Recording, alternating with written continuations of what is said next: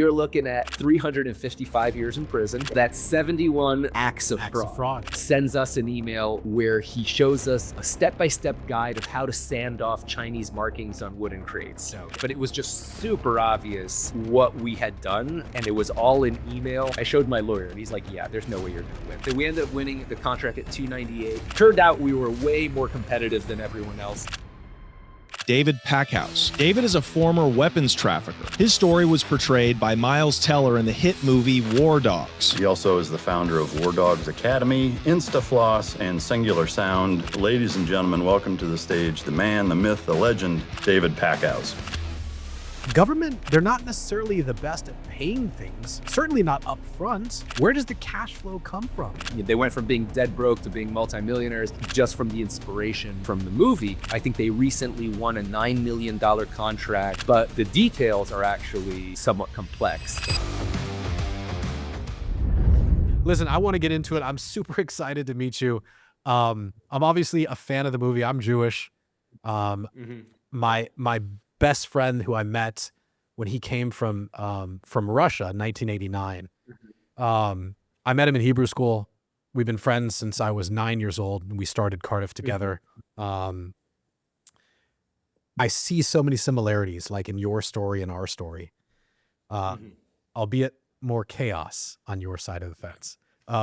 Fair. Yeah. And so, I always tell people, because I'm one of those people that always recommends doing business with friendships, but I always say contracts preserve friendships. 100%. Yeah. And so I just want to sort of get into it and allow you to kind of navigate us, be the Sherpa on the journey. Sure. You were super young when you got started, right? And how did that work? It was just your best friend at the time saying, I'm crushing things. Like, you'd be a fool not to come with me on this journey. Was that like the pitch that he made to you? That's exactly what he said. Yeah. I mean, I was at the time, I already had a few different businesses. As they show in the movie, I was a professional massage therapist. That's actually true. I got into that like when I was 20 years old, when, my options were work as doing minimum wage jobs like all my other friends, or actually learn a skill that I could make like $75 an hour. Yeah. And extra big bonus, the ladies seemed to like a guy who could give good massages. Yeah. So that, that was, a part of the motivation. Yeah. But by the time I met him and he invited me to go into business with him, it was a couple years later. I was 22 and I had started another business, importing SD cards and selling it on eBay, and as well as importing bed sheets and linens and towels, which they also show. Which they show in the movie. That's right. Yeah. So that part is true too, but yeah. But in real life, it was a little bit different than how they showed it. I never bought like a whole bunch of bed sheets and towels that I had like lying around in my house and that I got stuck with. Right. It was just a broker business. So like I had some clients, some customers who wanted to buy this stuff in bulk, and I found the source for what they wanted to buy, and I just kind of was in the middle collecting a commission, a profit margin. This was drop shipping. This was drop shipping before it like was in vogue. I love it. Okay. Exactly. But like containers worth, that kind of stuff. Yeah. So so I was doing okay. I mean, I thought I was doing okay at the time. I was definitely doing a lot better than the vast majority of my friends were doing. My business was going pretty well.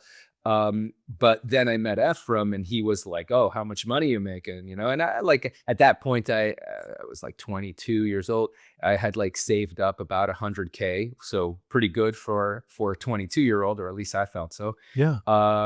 And he goes to me, he's like, I'm making way more money than you. And I'm like, really? I mean, how much money are you making? And he's like, I'm going to show you, but not because I'm bragging. I want to inspire you. Yeah. And he like shows me his bank account, and he has $1.8 million in his bank account. Unreal. And I was like, holy crap. Okay. I thought I was doing well, but this guy's really doing well. He made that in like the last year. So I thought, man, this guy's making millions a year. Yeah. It's definitely something I could learn from him. And so that's why I decided to join him. Yeah. And like, had you met him a few years back, or was it just this rapid sort of like, hey, I met you, what do you do, this is what I do, gosh, we should really work together, whereas like Yeah. this instant bromance, or was it predicated on some sort of friendship? We had known each other earlier. So we had met originally when we were both young teenagers. I think he was probably like 12 or something. I'm 4 years older than him. So I think he was 12, I was 16. And we didn't go to the same school, but both of our families went to the same synagogue. Our families were Orthodox Jews. So we went to the same synagogue, and neither of us liked to pray. So we would like sneak out of the synagogue during prayers and like go hang out on the basketball court, and along with some of the other kids who also, kind of felt the same way. Yeah. And so that's how, that's how we got to know each other, is that he was just kind of like the group of kids who didn't like to pray and would sneak out of prayers. Yeah. So we knew each other for a few years, but then we got separated. He got sent off, I think when he was 16. He got kicked out of school for smoking weed, out of the religious school he was going to. Was he going to like And, yeshiva or something? Yeah, he was going to. We were both going to yeshiva, Oh, you were? but different. Yeah, Oh, yeah, we were interesting. both in yeshiva, and but different ones. And of course, yeshiva thinks the same thing, that they think that weed and like heroin are the same. They don't really Yeah. understand that There's no So when classes he of got drugs. Yeah. exactly, it's just all drugs, and That's you're right. gonna be like a gangster in the street, homeless, if you smoke some weed. That's what they think. Yeah. So when he got caught smoking weed in yeshiva, he got kicked out of school, and his parents said, "Well, if you're not going to like take the rules seriously of school, you're going to join the workforce. You're going to see what real life is about." And they sent him to work for his uncle, who owned a big pawn shop in South Central LA. And his uncle, that's how he got obsessed with guns, because his uncle was selling guns in the pawn shop, and he became like a gun nut. And then his uncle started bidding on contracts with the government, and taught Efraim how to do that. And that's how he got into government contracting. And after 2 years of working for his uncle, they had a falling out. They each claimed the other screwed the other one, and Jeez. his uncle has a terrible reputation too. So I would have put it past either of them. You said two. Um, yeah, yeah. And then Efraim, after he had his falling out with his uncle, he moved back to Miami when he was 18 and started his own company, AEY Inc. They started bidding on federal contracts, and we ended up meeting about a year after that. We both went to a mutual friend's house to smoke weed, and that's when he was like, "Oh, what are you doing these days? I haven't seen you in a few years," and that's how that conversation happened. Interesting. No, I appreciate you taking me on that walk down memory lane. It's funny how when people do business, especially with family or friends, and then there's a falling out, there's never Right. like a clear line of demarcation where it's like, well, no, you crossed the line and you wronged me. It's always like, it's like that old like Spider-Man meme where like the two Spider-Mans are pointing at each other. For sure. And it's funny, right? I'm not like, accusing you. I'm not here to like, Yeah. pass judgment, but it's, somebody says to you, well, I tried to do this with my uncle, but he screwed me. You're young and impressionable. You're like, well, listen, I want to get into it, the money. I don't necessarily, right? Like, I don't know what happened, and I don't necessarily have life experience. And so maybe we should do this together. I'm curious though, why did he need you? Generally in business partnerships, you've got a studious one and an Right. extroverted one. And that balance generally can work if regulated. Like I said, contracts preserve friendships. I'm just curious, Sure. was he looking to bring you aboard so that he would have someone to constantly brag to? Or was it, did you have something that he could leverage? Yeah. So no, it wasn't. Okay. It wasn't for a even fan base. Yeah. He didn't need a fan base. I mean, he did love to brag. He did that, but he could brag to anyone. I mean, it was it was not that he needed me to brag to. He wanted me to come on board because the government pretty much, for all intents and purposes, spends unlimited money. I mean, they spend $300 billion a month on these federal contracts. So there's just massive amount of money being spent by the government. They put out 30,000 contracts every single day, new contracts. And that's like not enough to even look at, let alone work on. So what he wanted to do is he wanted to bring up someone on board who would help him grab more of those contracts. Gotcha. And so in the beginning, in the beginning, when we first started out, the idea was that I wouldn't even work in the same like industry that he was working on. He was concentrating on weapons and ammunition and like bulletproof vests and like military gear, which was kind of his specialty because he got to know that industry really well while working with his uncle. And he wanted me to work on something completely unrelated. So I actually started out working on fuel contracts. Oh. And my first contract that I ever won with the federal government was for 40,000 gallons of propane. And I delivered it to the Air Force, to an Air Force base in Wyoming.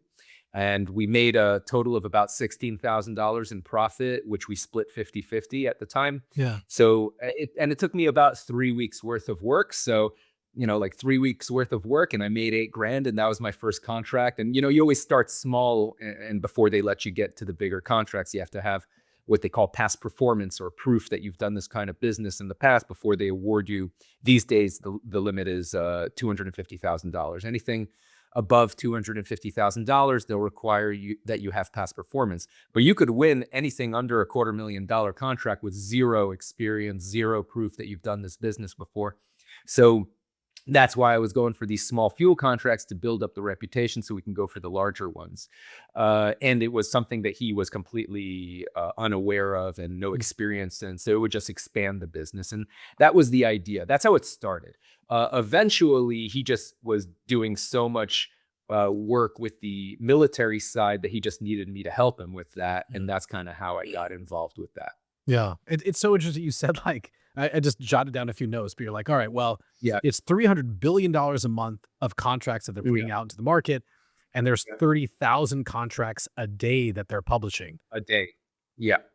Could you imagine if someone taught a course on how to start a business, right? On how to like win these contracts? Well, luckily, I do. That's what War Dogs Academy is all about. Right. And that's the way the War Dogs Academy came about. Was so the movie War Dogs came out in 2016. And when the movie came out, I actually was banned from doing government contracting when I was sentenced back in 2011. And I had like a 15-year ban. So it has expired now. I could actually bid on contracts myself again. But for that entire period, I was banned from doing business with the government. And so I went on to other businesses. I actually started a musical products business called Singular Sound. That's actually what this poster right here is. My first product that I invented was a device called the BeatBuddy, which is this thing. It's a drum machine guitar pedal. And this allows you, with your foot, you can press this. And depending on how, if you tap it or you hold it down, it does different things with the beat. So if you tap it, it does a drum fill. If you hold it down, it does a transition. When you let go, it goes to like the other beat. So you can go from like verse to chorus.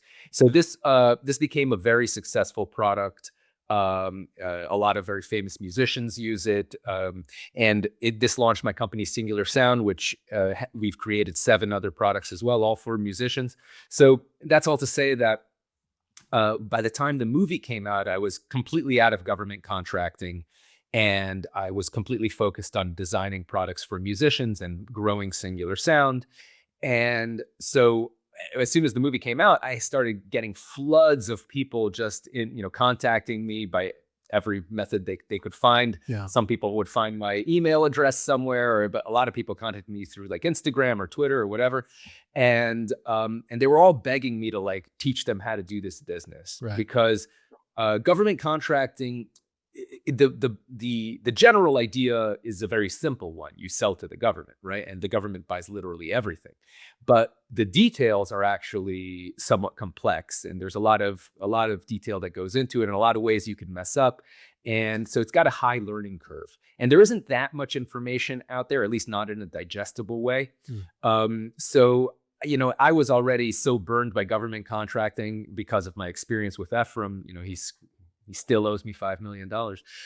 So I didn't want to have anything to do with it. So when people would contact me because of the movie, asking me to teach them this, I was like, yeah, I would pretty much send them a link where I'd be like, yeah, here's the government's beginner's guide. Why don't you go teach yourself? And that goes. Exactly. And that's not an easy thing to do. So about 2 years ago, these two guys, the ones who are on the poster behind me, next to me, Logan and James, they contacted me and they told me, when the movie came out back in 2016, we were 21 years old. And we thought we were dead broke working on a banana farm in Australia, and they're American, but they were working in Australia because they were doing the whole Thailand backpacking thing. Yeah. And then they ran out of money, and then they heard that agricultural workers in Australia get paid a really good hourly wage, so they went to Australia to save up some money. And the farm they were working on had movie night. And that week's movie night, they played War Dogs. And they thought, man, these guys are our age. If they can do it, why can't we do this? So they got obsessed with government contracting. They just taught themselves. They made a lot of mistakes. It took them a few years to really get the ball rolling. But 6 years later, when they contacted me, they were like, we built a multi-million-dollar government contracting business, and they didn't end up specializing in weapons or ammunition or anything like that. They actually ended up specializing in laundry services, of all things, and they got these multi-million-dollar laundry service contracts to. I think they recently won a $9 million contract over 5 years to provide laundry services to the Ramstein Air Force Base in Germany. Yeah. So so they're doing really, really well, and they're multimillionaires now, and they went from being dead broke to being multimillionaires just from the inspiration from the movie. That's wild. And they just reached out to me, to say, hey, just wanted to thank you for the inspiration. If it wasn't for War Dogs, we would never be here.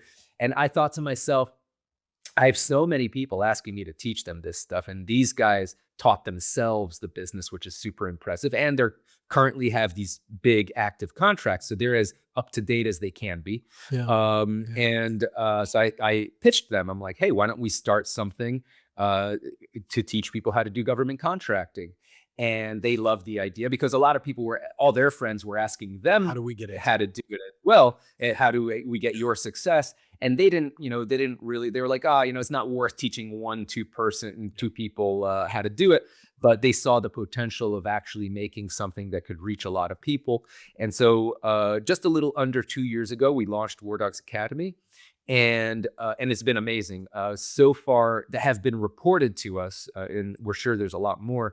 About 300 of our students we've confirmed have won federal contracts.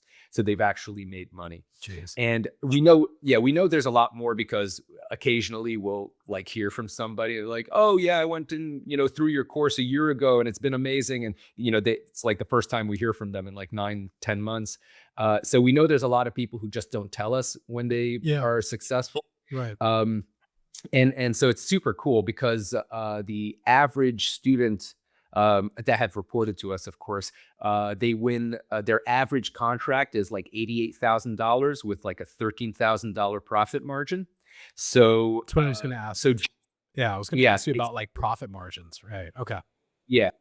And so just from that first contract, the vast majority of our students are, make a few times over what it costs for the course. Yeah. So it's really an incredible system that we've built. I'm very proud of it. Yeah. And we actually had a few of our students who've become multimillionaires already just in the last 2 years. We have this one guy who was a chef in a restaurant, just like working all day, making like 30-40K a year, working at a chef in a basic restaurant. And then he started doing the government contracting on the side. Yeah. And he won a $1.2 million contract within, I think, like 3 or 4 months after finishing the academy. And he quit his job immediately, of course, and now he's crushing it. He just won another $1 million contract. So there's like a group of people who have gone through the course, who've won multi-million-dollar contracts, that have actually, they feel very grateful, really, to us and to the academy, and so that they are actually staying. So part of it, we don't just have a course; we also have. Because one thing to learn about, how to do something, it's something very different to actually apply it, right? That's why anytime you go and get a degree in anything, everyone knows that your real education starts after you graduate and you enter the workforce, because applying that knowledge is very different from learning. Exactly. So we knew that, and that's why we created the War Dogs Academy community, which is pretty much a private forum where all of our students could interact and ask questions. And we have an in-house staff of government contracting experts. They're retired contracting officers. So, they used to work for the government deciding who wins the contracts. And now they work for us advising our students. So they'll look at their proposals, make sure they don't mess it up. If there's anything in the course that there's any that people have any questions about, they could we have public live question and answer sessions, as well as our experts are available to have private conversations, private meetings with our students as well, if it's like a sensitive topic that they're doing about a specific contract. Yeah. So that support system is what our students have told us was the real difference in being able to apply the knowledge that they gained from the course, from the academy, and actually use it to win contracts. And I think that's one of the big advantages that we have built for the students in the academy, is that support system. And a lot of them have made business contacts with each other through the academy, and a lot of them have made connections and partnerships. So it's I think that it was something that we knew would be important because of the learning curve of government contracting. It's difficult, and you definitely need people to talk to and bounce ideas off and ask detailed questions as you go through it. The course itself is very detailed. In fact, we've been adding to it over the past 2 years. Anytime, and like, we have a student who says, I don't understand this thing, or can you cover this part? We make a new video or a screen capture of a walkthrough through the whole process on the website, on the government contracting site, so people can see exactly what to do, and we explain everything. So we've been adding to the course as people have been asking us over the last 2 years. But actually, for the last 6-8 months, we haven't added anything, because it's pretty much as complete as it needs to be. And so, yeah, it's been amazing to see the growth, and super inspiring for me that an experience that I actually was burned pretty badly on is turning into something really positive for so many people. Yeah, it's wild. What an amazing story of just somebody receiving inspiration from a movie that is a lithograph of the truth, right? It's not necessarily an original, right? But True. Somebody wrote this script, and was that you that ended up writing this and selling this? No, that would have been cool, but no, I didn't write the script. Cardiff, well, we all know small businesses are the backbone of the American economy, but getting funding is an uphill battle. Over 70% of the 36 million U.S. small businesses need extra capital at least once a year. Revenue is high, but big banks are approving fewer loans than ever, and the typical funding process can take weeks or months just to get through all the paperwork. But if you want bank rates without the bank dragging its feet, check out cardiff.co/Adam for up to $500,000 same-day funding. Cardiff is the largest privately held small business lender in the country, with over $12 billion funded since 2004. The application takes under 5 minutes, doesn't affect your personal credit, and approval happens fast. Use the money however your business needs it. Payroll, inventory expansion, keeping the lights on.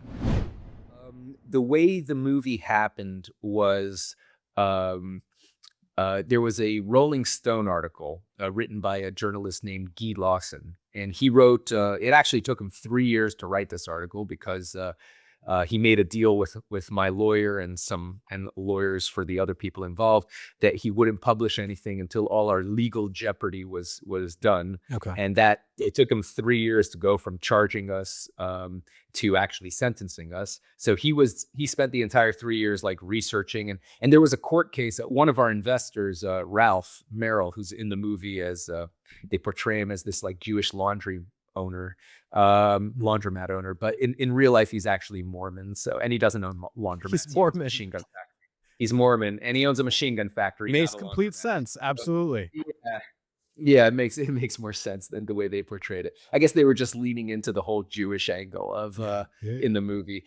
But the director is also Jewish, Todd Phillips. He directed the Hangover movies. Interesting.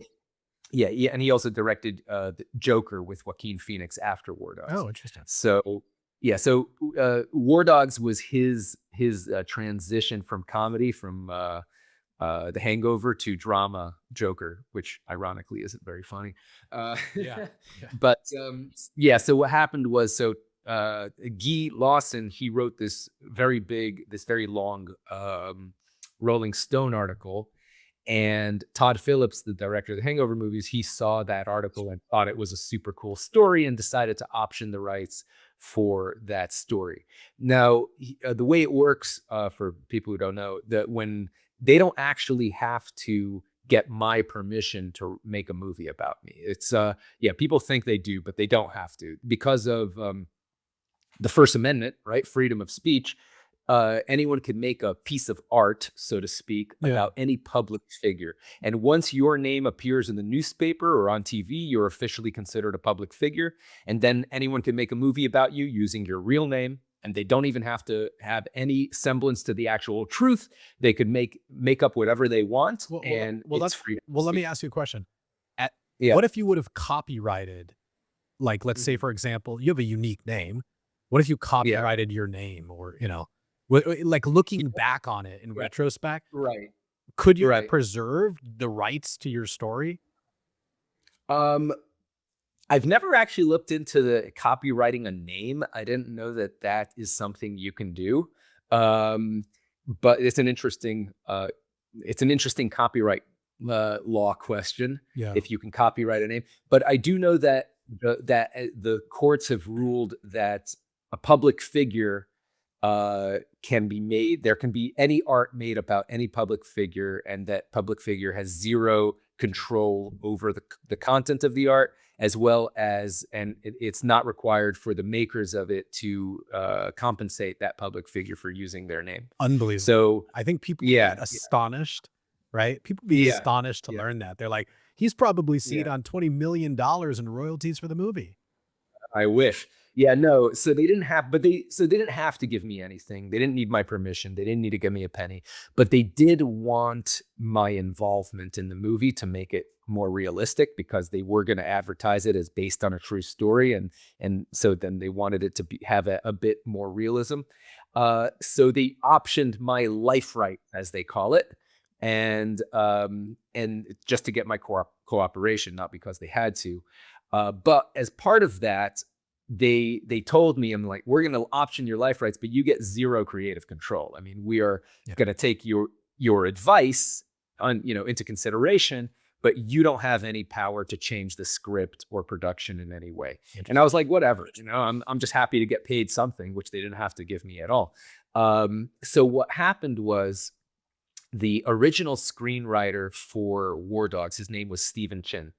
And Jewish, clearly. Yeah, he's actually not. He's Asian. He's Asian. No, I'm joking. You said Stephen Chin. Yeah. Right, Chin. Right. Okay. Yes. We're good. You never know. I mean, it could be his dad was Chinese and his mother was Jewish. Yeah. Could be. Yeah. And according to the Jews, he's Jewish. That's right. So he decided to come to Miami.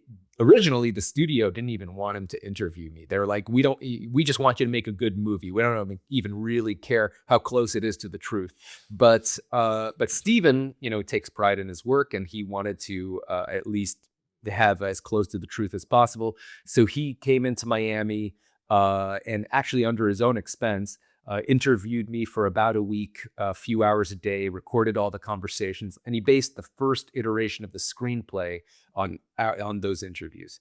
And then Todd Phillips, the director, took over the writing process after he had finished a few drafts of that, and brought in another writer, a guy named Jason Smilovic, and they rewrote that screenplay like a whole bunch of times over the next year, and until it became the version that we have today. And it was interesting because I saw the evolution of it. I saw like some of the original versions, and then as they changed it, and it became less and less of a documentary and more of a Hollywood film. That's with every iteration. That's right. They had more to throw in some action. Exactly. They have a certain amount, because when they're making a what they call like a big tent movie, where like a movie that's trying to appeal to the largest part of, it's a big budget, so therefore to pay back that budget, they need to appeal to the widest possible audience. They need to have certain things in there that appeal to each segment of the audience, right? So they need, and it can't be boring, right? So it could only be an hour and a half.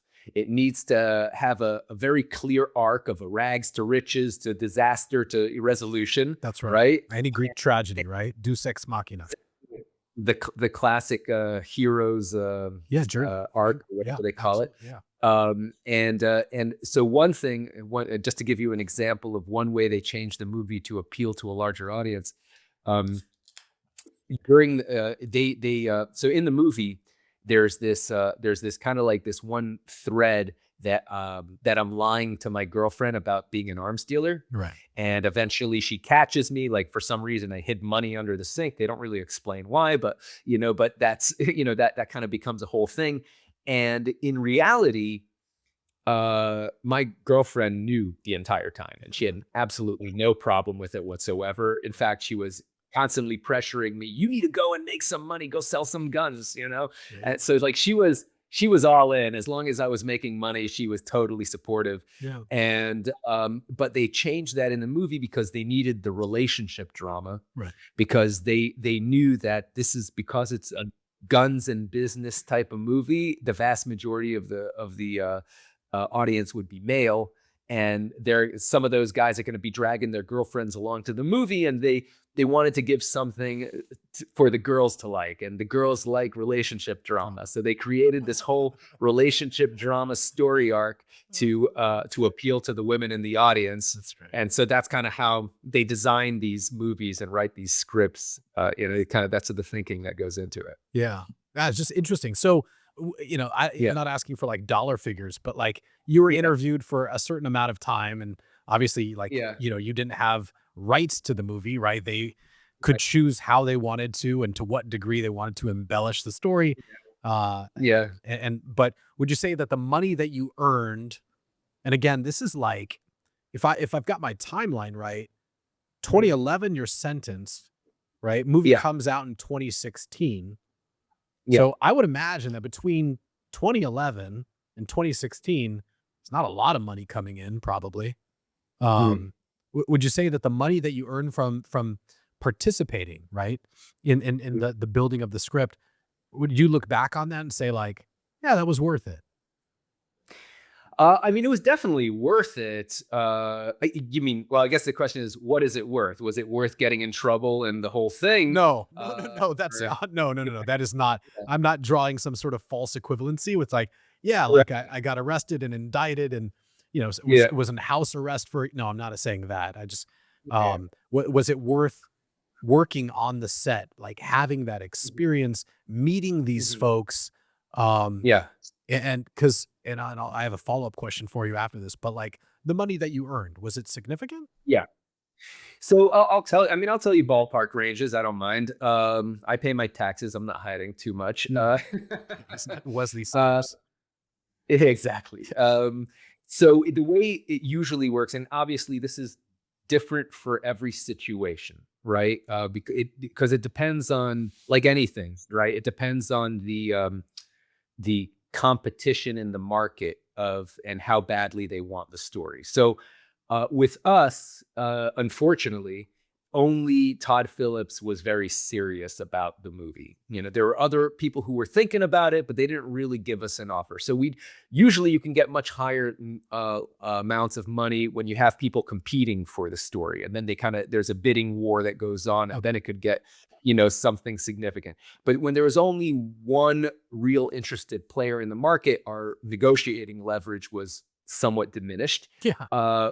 So pretty much I got paid more or less what Guy Lawson got paid. Okay. As the writer of the article. So he got Yeah. article optioned, and I got my life rights optioned, as they call it. So the way it works is, when I say optioned, the way the process works is they say, okay, we like this story. We want you to commit to selling us this story. And so we're going to option it. And that means we give you a certain amount of money up front, and we have a certain amount of time to start production on the film.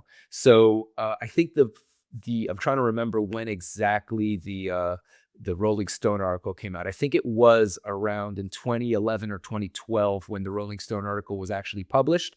And that's when they optioned the article in my life rights. So it was in the low tens of thousands of dollars, a few tens of thousands of dollars to get the option. And that gave them 3 years to start production, upon which they would have to give each of us a few $100,000. Okay. So it was in that ballpark. Yeah. And now they actually ran out of time. 3 years went by and they still didn't start production because Todd Phillips decided to make Hangover 3 instead of War Dogs first, because he knew that was a sure moneymaker. Yeah. So he did Hangover 3, and then he decided to do War Dogs. So they had to re-up the option, which gave us an additional, a few tens of thousands of dollars to give him an extra 3 years, and then they started production. Got it. So at the time, I was actually, in 2011, I was pretty broke, actually, because I had spent all my money on lawyers to keep me out of prison, which was worth every penny. Yeah. It sounds like you were successful in that, which, like, yeah. I honestly, had I not seen the movie and somebody would have told me the story, like, two Jewish guys are selling arms and they're selling ammunition and they're repackaging it, and the government thinks it's fraud, and I'm guessing 10 years in prison. Right. So can you tell me, like, the case that the federal government brought against you? What sentence were they? Listen, for most people, they don't understand how this works. There's sentencing guidelines, and then the presiding judge, gets to choose, right? What was the prosecution? What were they hoping for? Because they want to make a spectacle of this. They want other people to see this and go, do not do this, right? We're producing 30,000 contracts a day. Do not defraud the federal government, or you will end up like David and Efraim, right? So what was the sentence that they wanted originally? Right. So I'll give you a little bit of background of how the whole thing played out, because I think there's more context. Okay. Yeah, it's exactly. It's relevant to what ended up happening. So in August of 2007, August 23rd, I'll always remember the date, right? In August 23rd, I had already been out of the company, out of AEY, for about 2 months. Efraim decided, in like June, July of that year, he pretty much says, I don't think you deserve the money that we agreed upon. I don't want to pay you, pretty much. And I said, oh, well then, motherfucker, I'm going to see you in court. Goodbye. And so I left the company, and I was getting ready to sue him, and we were negotiating to try to avoid a lawsuit and the whole thing. And actually, we had come to an agreement, a very small fraction of what he owed me, but I just didn't want to spend years suing him. And I knew he had accounts overseas that he was hiding money in, so it would have been a whole process to even get the money if I had won. So we had finally come to an agreement, and we were going to sign the agreement the next day. That was August 23rd. No, the feds. No, you're kidding me. I'm not kidding. So they were following this whole thing. Maybe,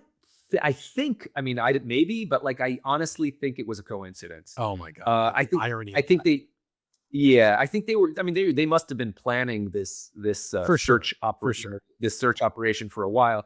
So I don't think they had planned it specifically.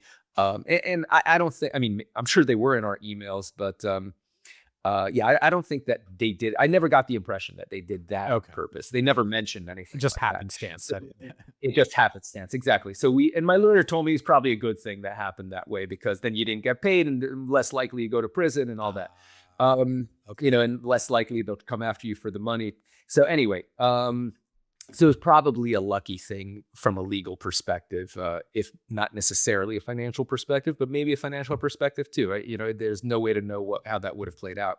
But anyway, the day we were supposed to sign our agreement, I get a phone call from one of the secretaries in the office, who I was on very good terms with everyone who was still working there except for him. He was known as the dick boss, and I was the nice guy. You know, he's just had a very abrasive personality. He was always screaming at everyone, and just like one of these guys. So anyway, she tells me, hey, the federal agents have raided the office. They're gathering up all the files and all our computers, and they're hauling it off. So I was like, holy crap. So I call up my lawyer, and my lawyer says, okay, the first thing you got to do is go into he's like, you think you know what they're there for? And I'm like, I think I know what they're there for. It's probably the Chinese ammo, right? It's the only thing I could think of. Yeah. So, he's like, okay, go search in your email and your Gmail account, you know, like for Chinese ammunition, see if there's any proof, because they are probably already in your email, right? They wouldn't have done this search unless they've already gotten all the stuff they could already. And so they probably already have all this. So it's not like you're going to hide it.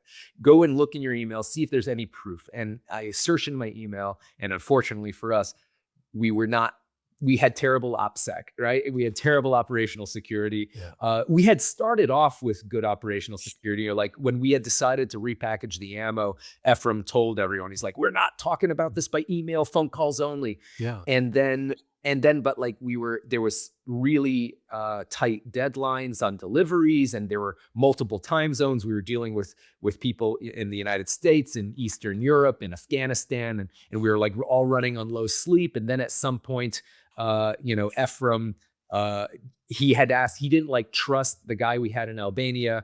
And so he wanted him to send him pictures of the ammo and of the packaging. So there's pictures being emailed. And then once, our investor with a stamp that says like the People's Republic of China or something. It actually did have that. Yes. Oh, no. And they because Efraim, he didn't believe, he thought maybe the ammo was Korean and the guy we had there was an idiot. So he wanted to see pictures of that Chinese markings to make sure it was really Chinese. Right. And so he took pictures of the Chinese stenciling, and it really was Chinese. And then Ralph, our investor, sends us an email, on a group email, where he shows us a step-by-step guide of how to sand off Chinese markings on wooden crates. Oh, God. Oh, God. Like, Ralph the Mormon. Somehow he had gotten these ammo crates that actually did have Chinese markings, and he did the test on those crates to make sure that it worked. But it was just super obvious what we had done, and it was all in email. And so I told my lawyer, I'm like, there is no way that we are going to fight this and win, because the evidence is right. I showed my lawyer, and he's like, yeah, there's no way you're going to win. So he's like, you're only. Well, hold on.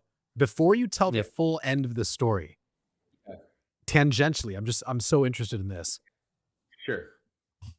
If you guys would have done a better job at obfuscating these crates or this ammo, right, would the U.S. government ever have found out? Probably not. Yeah, I don't. Well, okay. So they knew. No double jeopardy. Okay. No double jeopardy. I'm not asking you to like. Yeah. No, I mean, it's not. I'm not worried about it. So the thing is that we found out. So one thing I need to explain to people is that the everyone thinks the U.S. government is this monolithic organization, and that it always acts in a coordinated, intelligent way, right? It doesn't. It's actually a whole bunch of agencies, and each of those agencies have a whole bunch of departments, and each of those departments have a whole bunch of people, and oftentimes they don't know what the other guys are doing, and they work against each other's interests. And so before we even started delivering the Chinese ammo from Albania, we had a guy in Albania. It actually wasn't me. In the movie, they have me go to Albania. Right. But it was actually my best friend. His name is Alex. They didn't put him in the movie, which he was very happy about. But so we sent him to Albania to take care of that whole operation. I was dealing with the government in the U.S. and with a whole 8 other suppliers around the world. And so Efraim didn't want me to leave Miami. So he was in Albania and he had a meeting with the State Department in Albania. And one of the members of the State Department, met with him and he was like, oh, yeah, you guys are going to supply this ammo from Albania to the army in Afghanistan. That's a great idea because it's all Chinese and they need to get rid of it anyway. So it's a win-win-win for everybody because the Albanians actually were going to have to destroy it because they were trying to join NATO and one of NATO's requirements. I remember. Yeah. One of NATO's requirements is that you destroy all your non-NATO ammo, right? Which was all their Warsaw Pact ammo, the stuff that they had gotten from the Chinese during the Cold War. And so they were going to have to pay tens of millions of dollars to have all this stuff demilitarized, destroyed. And so they were thrilled to sell it for pretty much any amount of money that they could get for it. And that's why we got such a great price. And so it was going to be great for the Albanians. It was going to be the U.S. Army gets a great price. So the U.S. taxpayer pays the least amount of money. And the Afghans get good quality ammo. The ammo was actually stored under good conditions. It was high quality ammo. It was a win-win. It was a win-win. Everybody's winning. Exactly. Yeah. Exactly. Everybody's winning. And the State Department guy said, yeah, that's a great idea. So we thought, oh, the State Department's on board, right? And this is, by the way, this is the U.S. State Department saying this. Yes, the U.S. State Department, the guy who was in the from the embassy in Albania, right? He was working out of the embassy in Albania. So he was obviously, he's the State Department official in Albania. He knew the Albanian situation. But then what happened was Efraim, he wanted to get confirmation from the State Department that this ammo was actually, when we discovered that it was Chinese, he wanted to get confirmation from the State Department that we could actually deliver this to the U.S. Army in Afghanistan.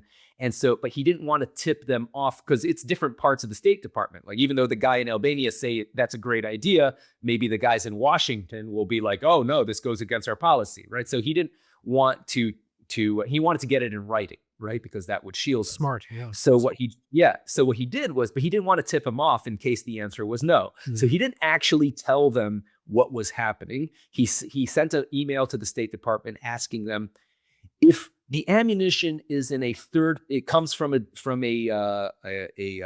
prohibited country source, and it is in a third country that is not prohibited for more than 5 years, does that make the ammunition legal? And they write back to him, there is no such provision in the law. Oh. And so he's like, oh, fuck. Okay, we didn't get the go ahead.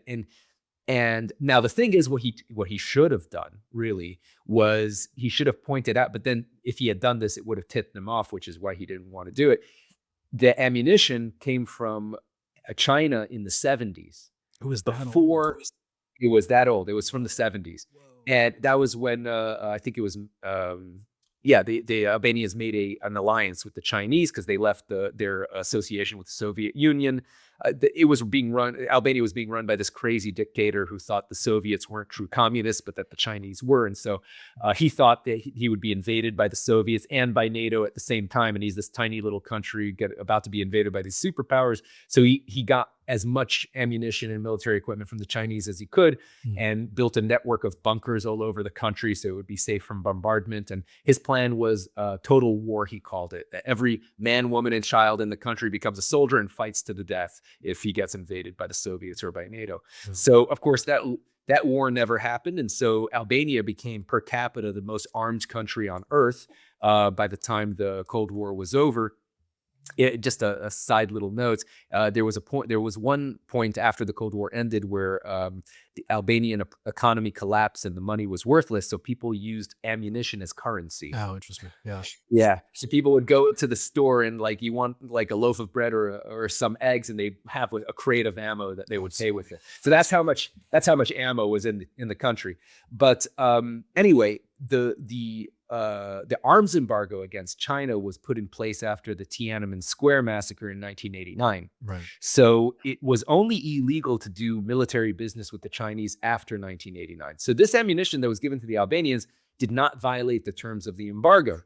It just, but it did violate the terms of our contract, because our commercial contract with the U.S. Army specifically said no Chinese ammunition could be delivered under this contract, either directly or indirectly.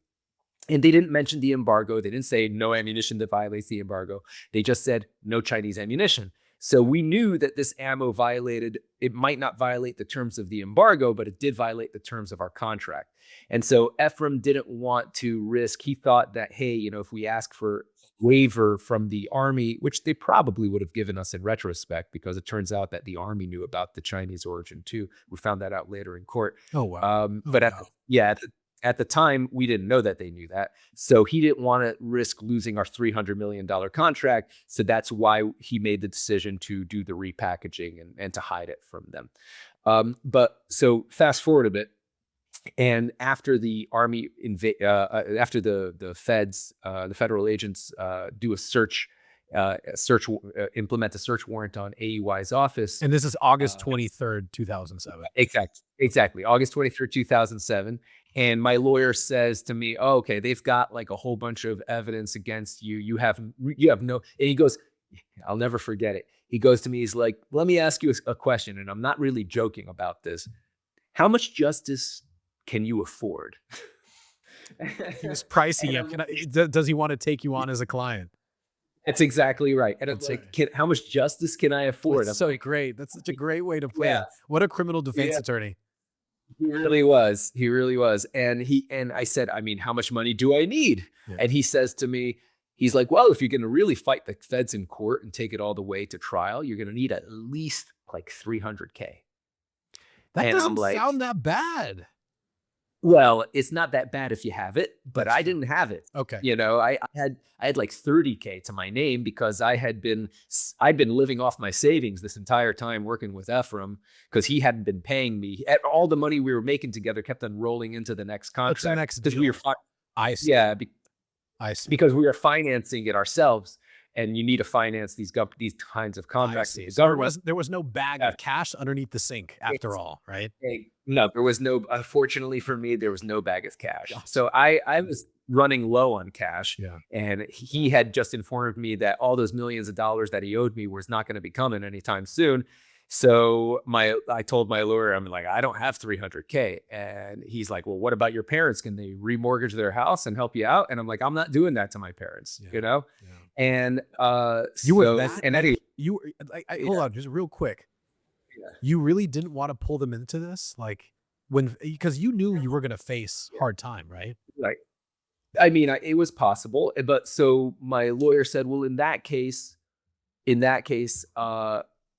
have to plead guilty, right? And if you plead, the good thing about pleading guilty is it won't be free. It'll still be expensive, but it won't be $300K. Coincidentally, it'll be around sort of $30K. Oh, jeez. He's got a product to sell for everybody. For real, yeah. He adjusted it. Mm-hmm. So it just happened to be all the money I had left in order for him to guide me through the pleading guilty process.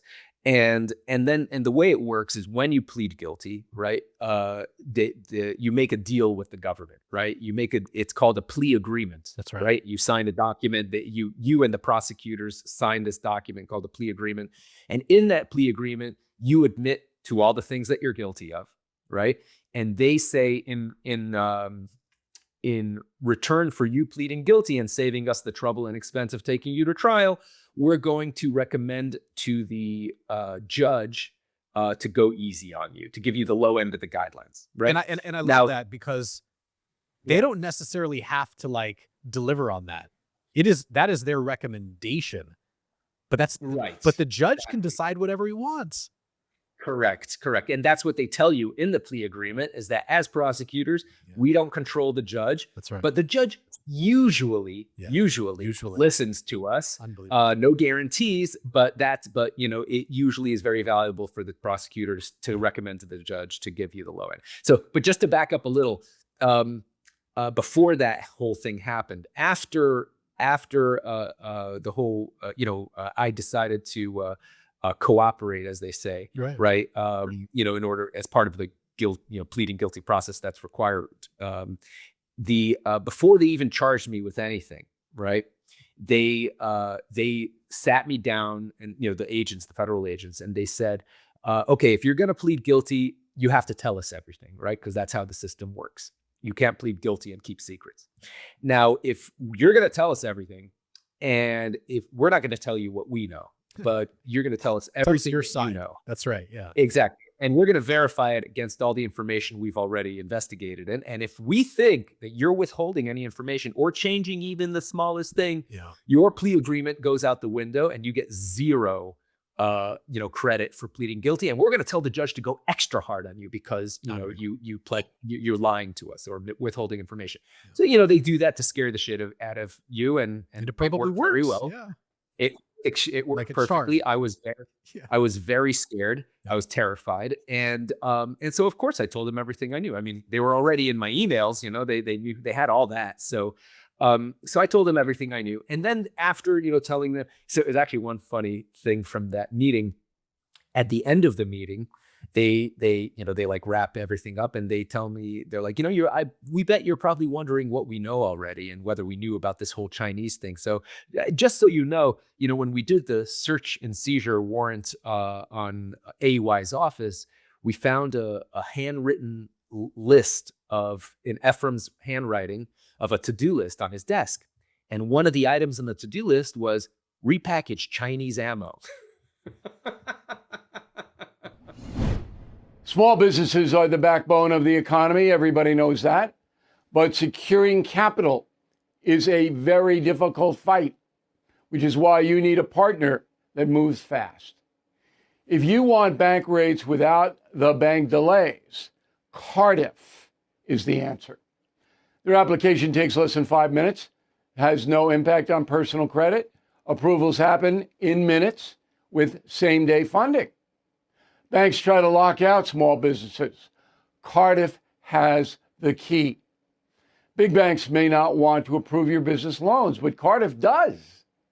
If you've been in business for at least a year, you're pulling in $20,000 a month in revenue, apply now for up to $500,000 in same-day business funding at cardiff.co/bill. Again, that's cardiff.co/bill.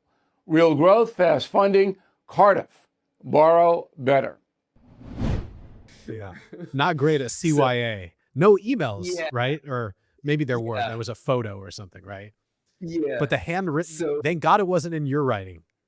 Yeah. I mean, I'd already been out for 2 months from the company, but they were like, yeah, we knew all about the Chinese stuff. So, it's not, you didn't tell us anything new there. It's a good thing you told us. Otherwise, we would have really thrown the book at you.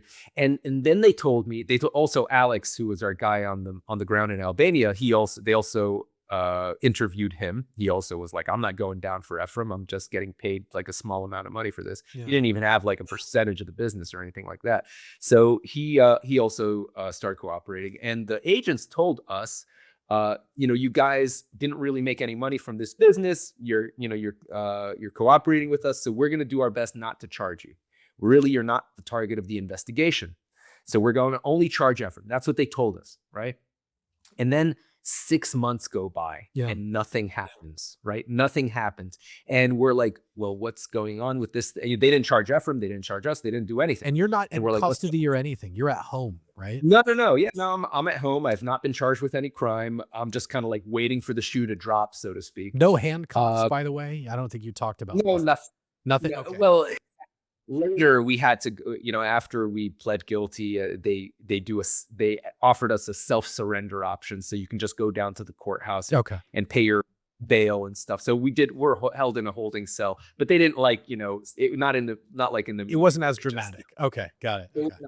Okay. They have to up the drama in the movies. That's what they do, But anyway, so 6 months go by, nothing happens, and then the New York Times publishes a front page article about us, because what happened was So Efraim decided that he didn't want to pay. He wanted to change the company that was doing the repackaging operation because he was going to save some money. And the first guy he had doing the repackaging, some Albanian guy, he got stuck with like $20,000 worth of cardboard boxes because he switched providers.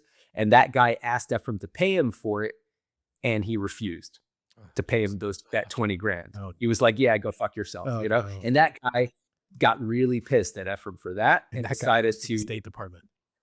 He went to the State Department. He went to the New York Times, and he also, what his biggest mistake was that he went to the local Albanian press and told them that, and this was probably true, that the Albanian politicians were getting kickbacks from this contract. Now, we didn't know about those kickbacks because we were dealing with a Swiss arms dealer named Henry Tomei. In the movie, he's played by Bradley Cooper. So our money was going to Bradley Cooper's character, and he was paying the Albanians. And I assume he was bribing the politicians. I mean, that's kind of how there works. Yeah, but it would have been illegal for us to do it. But anyway, Costa, who's the box guy, he told the Albanian press about all this corruption with our contract. And corruption's like the number one political issue in Albania. It's always struggled with corruption. And so the Albanian press did these front page articles about all this corruption. And like a week after that got published, Costa ends up mysteriously dead in a in a strange car accident. Somehow he was in this field on a dirt road, and his own car had run him over. You know, and the Albanian police classified it as an accident. Yeah, it was a double tap in the back of that. It was a double tap in the back of the head, right? With his exactly. He shot himself in the head 5 times. You know, like this is like a Hillary Clinton murder, like a Whitewater murder. Exactly. Yeah. I mean, nobody thinks it was an accident, but that's how that's the official classification. So anyway, the New York Times eventually, because of Costa's tip, they do this investigation, and in March of 2008, about 6 months after the initial raid on the office, they publish a front page article about us, and it was actually had a lot of misinformation in that article, and because they kind of made it sound like we were delivering defective ammunition, which was not true. Right. They had like a picture on the front page of this rusty looking ammo. And that was ammo that we had delivered, but it was like 30,000 rounds that we hadn't. It wasn't even the Chinese stuff. We had gotten that from like Bulgaria, sight unseen. Efraim decided to pay. It was very, very cheap, and we had some extra room on the plane. And so he decided to just, without inspecting it, just send it. Yeah. It got rejected. It didn't get paid for, but they had no ammunition recycling facilities in Afghanistan. So they just kind of shoved it to the side of the airport. And when the New York Times reporter came to investigate in Afghanistan and asked to see some of the stuff that we delivered, someone pointed him at that stuff because it had never been issued to any soldiers, and it was the only stuff available for him to see. So he snapped a bunch of pictures of that, and the way the article was written, it implied that all of the stuff we were delivering was this rusty, low-quality, defective stuff, which was not true. And this created a huge a scandal, and there was like hearings on the floor of Congress and the Senate, and they actually asked us to testify in front of Congress. Our lawyers told them that we would just plead the fifth the whole time because we were under criminal investigation, so they decided not to have us testify at the end. But there are YouTube videos of like of some senator or congressperson like on the floor of Congress with like a big easel with like our mugshots on it saying, these are the guys the Bush administration is relying on for the war on terror. And, you know, a 21-year-old and his vice president is a massage therapist. No, that was the talking point. Is that they were trusting a massage therapist to deliver all this rusty Chinese ammunition. Exactly. And so as soon as that article gets published, like 1 week after that, the federal agents get back in touch with my lawyer, and they're like, we're very sorry. We weren't planning on charging him with anything, but you know, he was just too involved in the whole operation. We can't charge Efraim without charging him too. We're still going to do the best, you know, to get him a low sentence if he pleads guilty, because at this point I hadn't been charged. So they're like, so these are your options, right? This is what we're going to charge you with. You guys delivered this ammunition that was, from Albania, and to Afghanistan, and in each aircraft load, it was all delivered by air. Each aircraft load, you provided a document. It was called a certificate of conformance. And on this document that you supplied with each shipment, it said the type of ammunition, the quantity of ammunition, the year it was manufactured, and most importantly, the place of origin. And in place of origin, you guys put Albania. And you knew that the true place of origin was China. And not only did you know, you had this whole operation to repackage the ammo to hide it. And therefore, that submission of that document, which you knew to be false, is an act of fraud. And you delivered 71 aircraft loads. Only 71. So that's 71 acts of Acts fraud. of fraud. Yeah. Okay. And each one can get you up to 5 years in prison. So you're looking at 355 years in prison To be served consecutively. if it was served consecutively. That's the worst case scenario. Right. But if you plead guilty, as prosecutors, we have the power to combine 71 acts into one. So it'll be one overarching act, and therefore, legally, the judge, even if the judge is having a bad day, they could only give you 5 years in prison. And because you plead guilty, we're going to recommend the judge give you the low end of the guideline. So maybe you'll get 1 year, maybe just house arrest, maybe just probation, up to the judge, not up to us. But we're going to recommend the judge give you the minimum. So what would you like to do? Would you like to fight us in court and spend 300 grand and maybe get the rest of your life in prison? Or would you like to plead guilty, spend 30 grand? How much justice can you pay for it? Exactly. And I couldn't afford much justice. And even if I could afford it, it just didn't seem like the odds were there. I mean, I think the likelihood of real disaster was quite high if I fought them. And so it just made sense for me to plead guilty, as did Alex, as did eventually. Efraim fought him for a little bit, but then he realized he was going to lose, and then he pled guilty and cooperated with them just like we were. Ralph decided to take it all the way to court. He decided to fight it, and that's why it took them 3 years to do this, because they didn't want to even though we pled guilty, they didn't want to sentence us until after Ralph's trial. Interesting. Because they wanted to use the sentencing as leverage against us in case they wanted us to testify in his trial. So the first trial, so he went to trial twice, because the first trial he did was a hung jury. There was one juror who refused to convict, and they did the whole trial again, and the second time he got convicted. So Efraim, during this entire time, it was like a 3-year waiting period. We were out on bond, right? We were out on bail. And they have requirements when you're out on bail, right? You can't leave the Southern District of Florida, so you can't leave South Florida. You have to go in for regular drug tests. You have to prove that you're, working and, like you have your life together, and you're under supervision by, the probation officer or whatever, the government. And they also told us you can't be in the arms business anymore. Obviously, you can't keep doing this business. So I personally and Alex as well, we were scared shitless. Of course, we were like, we're gonna be real Boy Scouts and do whatever the government and our lawyers tell us. So my lawyer told me, you should probably go back to school. That'll look good to the judge. So I went back to school, and he's like, you should probably work in a nonprofit. That'll look good to the judge. So I got a job at like a food bank. Awesome. And and so for 3 years, I was kind of like in a holding pattern doing this stuff. And but Efraim, he had a much higher risk tolerance. So he decided, instead of listening to his lawyer's advice, which he paid a lot of money for, he actually got one of the top lawyers in Miami, a guy named Roy Black, who's a very famous lawyer. It was actually his like son-in-law, part of his firm. He paid, from what I've heard, like $2 million to his lawyers during this entire process. Oh, wow. And he didn't even fight him in court. He was pleading guilty because he was trying to get it thrown out. He had all sorts of legal shenanigans that he was attempting to do. But anyway, during this time period, he decided to keep doing the arms business, but under like someone else's name. So he got like his latest minion. So after he screwed me over, he got someone else that he replaced me with, and then he screwed that guy over and then he screwed the guy he replaced that guy with, and he was like on his 4th or 5th guy that he had just kept on screwing over.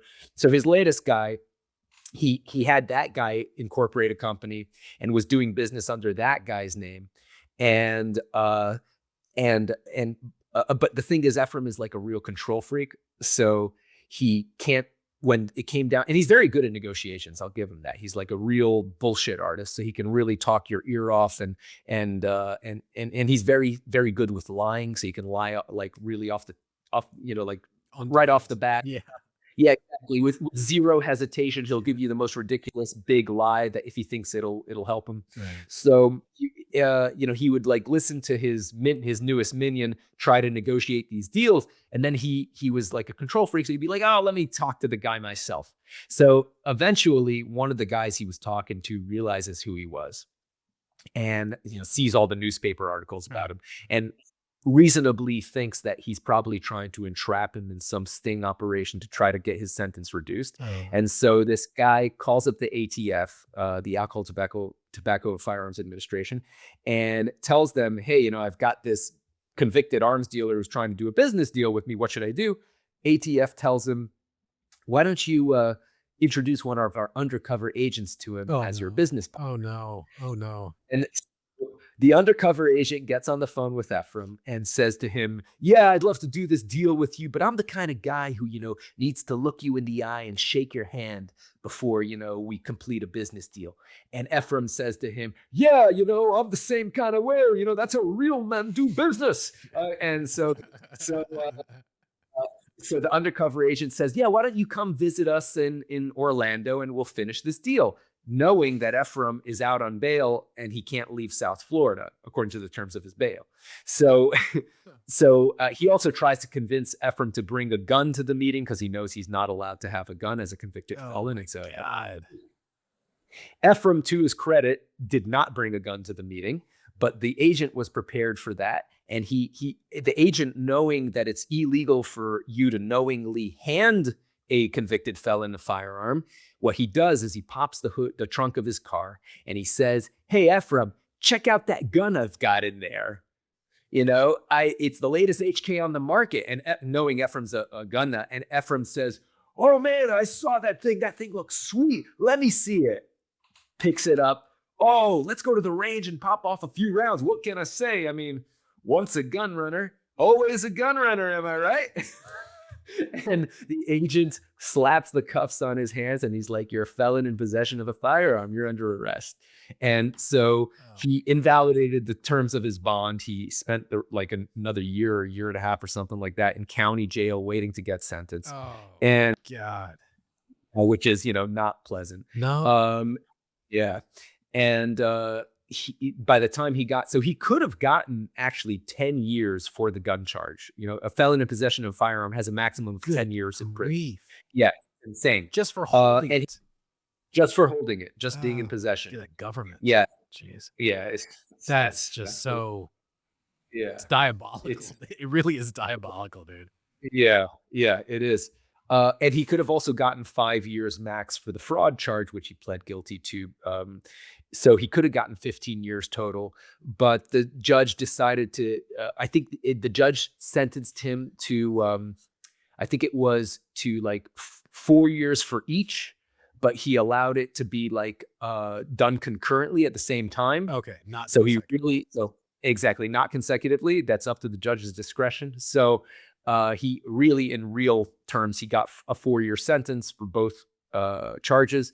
And I think he did a drug rehab program, which knocks off another half a year. So he ended up serving 3.5 years in minimum security federal prison, which is not the hardcore prisons, but still no picnic. I mean, I don't, I am no interest in it. Yeah. In attending that summer camp.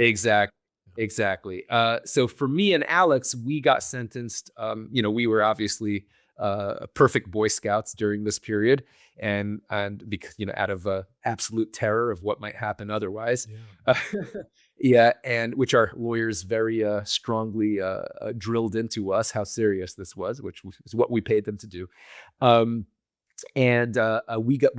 I got sentenced to 7 months of house arrest and 7 months probation, and he got sentenced to 5 months house arrest and 5 months probation. So, which we're obviously very relieved at. I would be overjoyed. Absolutely. Money well spent. 100%. I was absolutely thrilled that I managed to avoid prison. And it was just a huge relief, because the entire time I was like waiting during those 3 years, there's this big thing hanging over my head. I'm like, is the judge going to listen to the prosecutor? Is the judge going to have a chip on their shoulder? Yeah. So, and give me 5 years, I might be spending, so it was, so my daughter was, she was born in 2007. So she was like 4 years old by the time, I was sentenced. What month? And What month was she born? she was born in February. So Wow. just a few weeks after we won the contract. Oh my Yeah. God. So Like, we won February, the she's contract. born. August, they come knocking at the Yes, door. exactly. Oh my And that was, that was one of a huge source of stress, because I thought I was going to be a multimillionaire any second now. And then I go from being almost from about to be a multimillionaire to, I'm about to run out of like all my savings and have nothing, and I've got a kid to support. So yeah, it was an enormous amount of stress. Let me ask you and real quick. The contract was for $300 million, right? yes, correct. So 298. Yes. 298. Help the listeners understand, because obviously, right, we talked a little bit about the War Dogs Academy and like, that 30,000 contracts become public every day. What is the profit margin? Mhm. Obviously, on that specific one, right? It was sort of dubious, right, with the Chinese ammunition. But what, Right. from your vantage point, what was the calculated gross margin between Mhm. you selling it for 298, but what were you buying it for? Good question. Good question. So originally we bid it at 9% profit margin, Okay.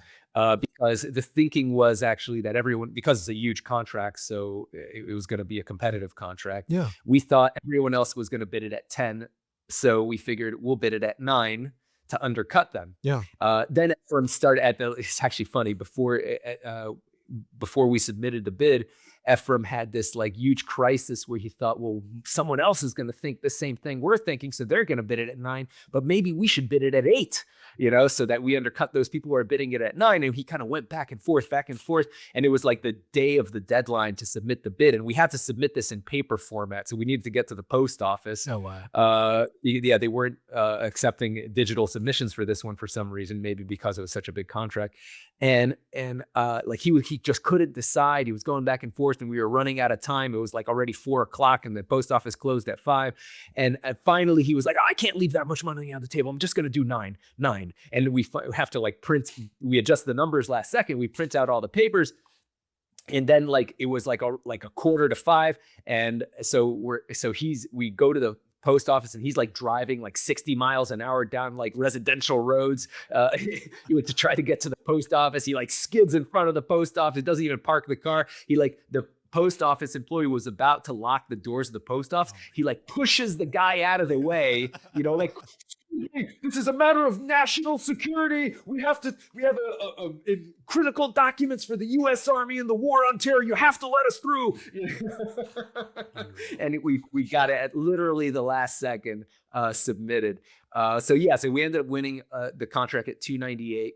Turned out we were way more competitive than everyone else. We found, as in the movie, they told us that we were $52 million under the next bidder. It didn't happen the way they showed in the movie. In the movie, it's like we're in a room filled with like these officials, and they're like, oh, you guys were so competitive. Yeah, you were so competitive, right?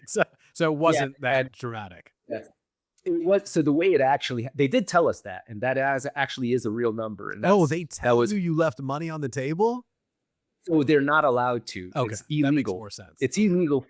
It's illegal for them to say that, which is why in real life it did not happen the way it happened in the movie, because they would never do something illegal in front of like 5 of their colleagues. Absolutely. You're a moron. Yeah, With $50 million on the table. Exactly. So what actually happened was I was talking to one of the contracting officers, and we were having some trouble getting some permits, and he was helping me to get some permits.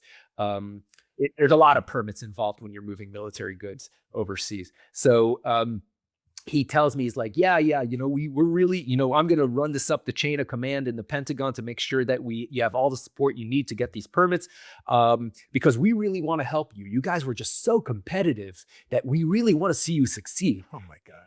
And I said to him, what do you mean we were so competitive? Like, how competitive were we? How competitive were we? Yeah, how competitive are we? Just asking. And he goes and he like kind of starts talking. He's like, listen, I'm not really supposed to tell you this. He's like, but between you and me, you were 52 million under the next people. Like, we couldn't believe how competitive you guys were. You just killed it. Oh my God. And I was like, holy crap, wow. And then I told Efraim, and he had that reaction that they show in the movie. He's like, oh, fuck, we could have made another 50 mil. Fuck. Oh, maybe we can get them to change it. Maybe I'll tell them something. Maybe I'll make something up that we can get them to change the price of the contract. And I'm like, Efraim, there's no fucking way you can do that. There's no way, like he was just trying to like spitball ideas of way to get them to change the price. And it was like, there's no way that's going to happen. And he was pissed for like a week after that. He was like just like ate him up. I was like, that's probably why we got the contract in the first place. If he were just a million or two under the next guy, maybe they wouldn't have given it to us because, they would want General Dynamics to do it. That's that right. point. Absolutely. Yeah. Like a big company. Exactly. So so they did tell me that, and yeah, it is true. We were extremely competitive, in the. But so to go back to your original question, so we bid it at 9%, and then after we won the contract, what we did, and this is something that we would do, a lot of people do this on a regular basis, is once you actually win the contract, you go back to your suppliers who gave you all those quotes, and you try to hustle them down a little bit more. Makes sense. Right? You can't go back to the federal government, but you could go to the supplier, right? Exactly. You can't get the government to raise their price because you already signed a contract, and that's a firm price contract, as they call it. But you could tell that, so what Efraim would do is he would go to suppliers and he'd say, hey, look, here's a copy of the contract. It was awarded to us. Here's a link on the sam.gov website, where they publish who the winner is. AEY Inc. was awarded this contract.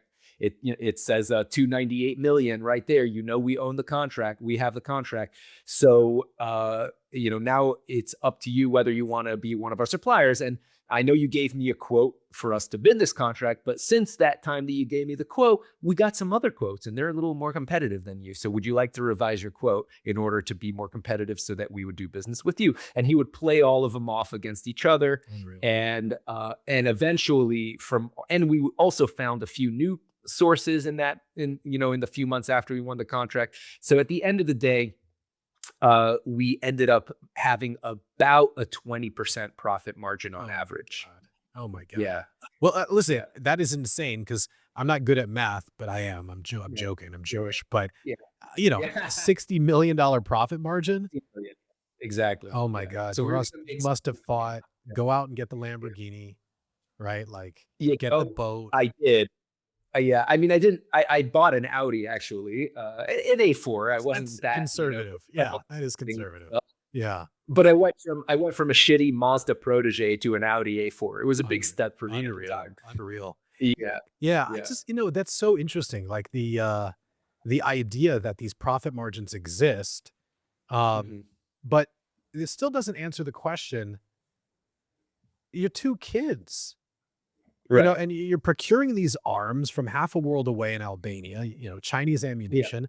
You've got an awarded government contract for $298 million. Government, at least the U.S. government, I don't know how other governments work. They're not necessarily the best at paying things, certainly not upfront. Mm-hmm. How do you cash flow the purchase of said ammunition? I don't know, 70 shipments of ammunition to Afghanistan, somewhere around there, 71. Yeah. Where does the cash flow come from? Great question. So the way the government always pays net 30. Oh, right. Oh, that's pretty quick. Yeah, relatively. Almost all of them. Some agencies may try to do net 60, but almost all of them do net 30. Now, international arms suppliers, they don't ship until they get paid. Right. So if you want, they don't give you terms. Now, if you're doing the government, as I said, buys everything. Right. And if you're buying something from an established business in the United States and it's getting delivered to a government facility in the United States and you have decent corporate credit, in that case, you may be able to get credit from the supplier. They'll give you net 30 terms, so you don't have to pay them until 30 days after they ship. and you get paid 30 days after you deliver to the government. So you can, you don't even need to finance it. Yeah, you can sort of finagle it at that point. But this is Exactly. foreign arms suppliers. Correct. So it's a different situation when you are doing foreign arms, because no foreign arms supplier is going to, and in general, international companies won't ship anything. And I've learned this from my other businesses as well, from a Singular Sound and Instafloss. We're dealing with factories all over the world. And so it's not just an arms industry thing. It's pretty much an international business thing. Yeah. Most international businesses won't give you credit, right? They'll usually require some sort of deposit up front, especially if they're doing manufacturing, because they have manufacturing costs. And then they'll require the balance of the payment before they ship. So we did need to finance this contract. And this was one of the big reasons that Efraim used for not paying me for all the money I had made in the previous deals that we had done together. He's like, hey, I'm using all my money to finance this contract. It's only fair you use the money you made to finance this contract too. And I was like, yeah, that makes sense. It's fair is fair. We also had Ralph, who put up $1.5 million of his own money to finance it. And so altogether, we had about, at the time, by the time we won the contract, about $5.5 million of money to fund it. But that's still not enough to finance the whole thing, of course. However, the government pays you on a delivery basis. So even if they order $300 million worth of stuff from you, if you do one shipment of a few $100,000, 30 days later, they'll pay you that few $100,000. So it's on every shipment that you deliver, they pay you that piece, or 30 days later. Now, the thing is that the government wanted us to deliver it in a certain time frame, and we couldn't wait 30 days to get paid. So what we did was we went to Wells Fargo and we got what they call a factoring agreement, where we would submit the invoice that we submit to the government after the receiving officer in Kabul would sign off that they received the shipment and everything was approved. They inspected the goods, it was good quality, and approved for payment. We would take that document, give it to Wells Fargo. Wells Fargo would give us the money immediately, and then they would get paid by the government 30 days later and charge us a financing charge. And we use that money that we got from Wells Fargo to roll it into the next aircraft load. So we just kept on using the same money, rolling it from one aircraft load to the other. And that's how we financed the contract. Interesting. Does the $298 million, is that inclusive of shipping? Like shipping charges? That's delivered. I see. That's delivered. Gotcha. Yeah. What does it cost? Just to help people understand, right? The ammunition has its costs. Right. Yes. Then you've got a charter, right? Like the shipments. What do the delivery charges look like on an order that large? Right. So air shipment in particular there's two major factors to it. One is the price of oil, right? That's a huge, because I think like 80% of the expense of air shipping is the fuel. So that fluctuates very, very tightly with the price of oil. And the other factor is the quantity of shipments that you can commit to. So because we were doing such a massive deal, we negotiated a really good price because we were going to do hundreds of aircraft loads for this deal. Now, but that still fluctuated with the price of oil. And so what a responsible company would do, someone like General Dynamics, is that when they would bid on a firm fixed price contract where a significant portion of the expense is going to fluctuate with the oil price, they would hedge. They would buy a oil hedge. That's right. So it's kind of like insurance against the price of oil. Yeah. Now, Efraim was not the kind of guy to buy insurance. So he didn't buy insurance. And it was just our luck. In the early 2007, there was a massive spike in oil prices, and which caused our quote to be uncompetitive. Like, we were actually going to lose money on the low value items. We were still going to make money on the high value items like the grenades and the rockets, but like the AK-47 ammo, the machine gun ammo, that was all like low value per weight. And therefore the cost of the shipping was a much bigger component of the cost.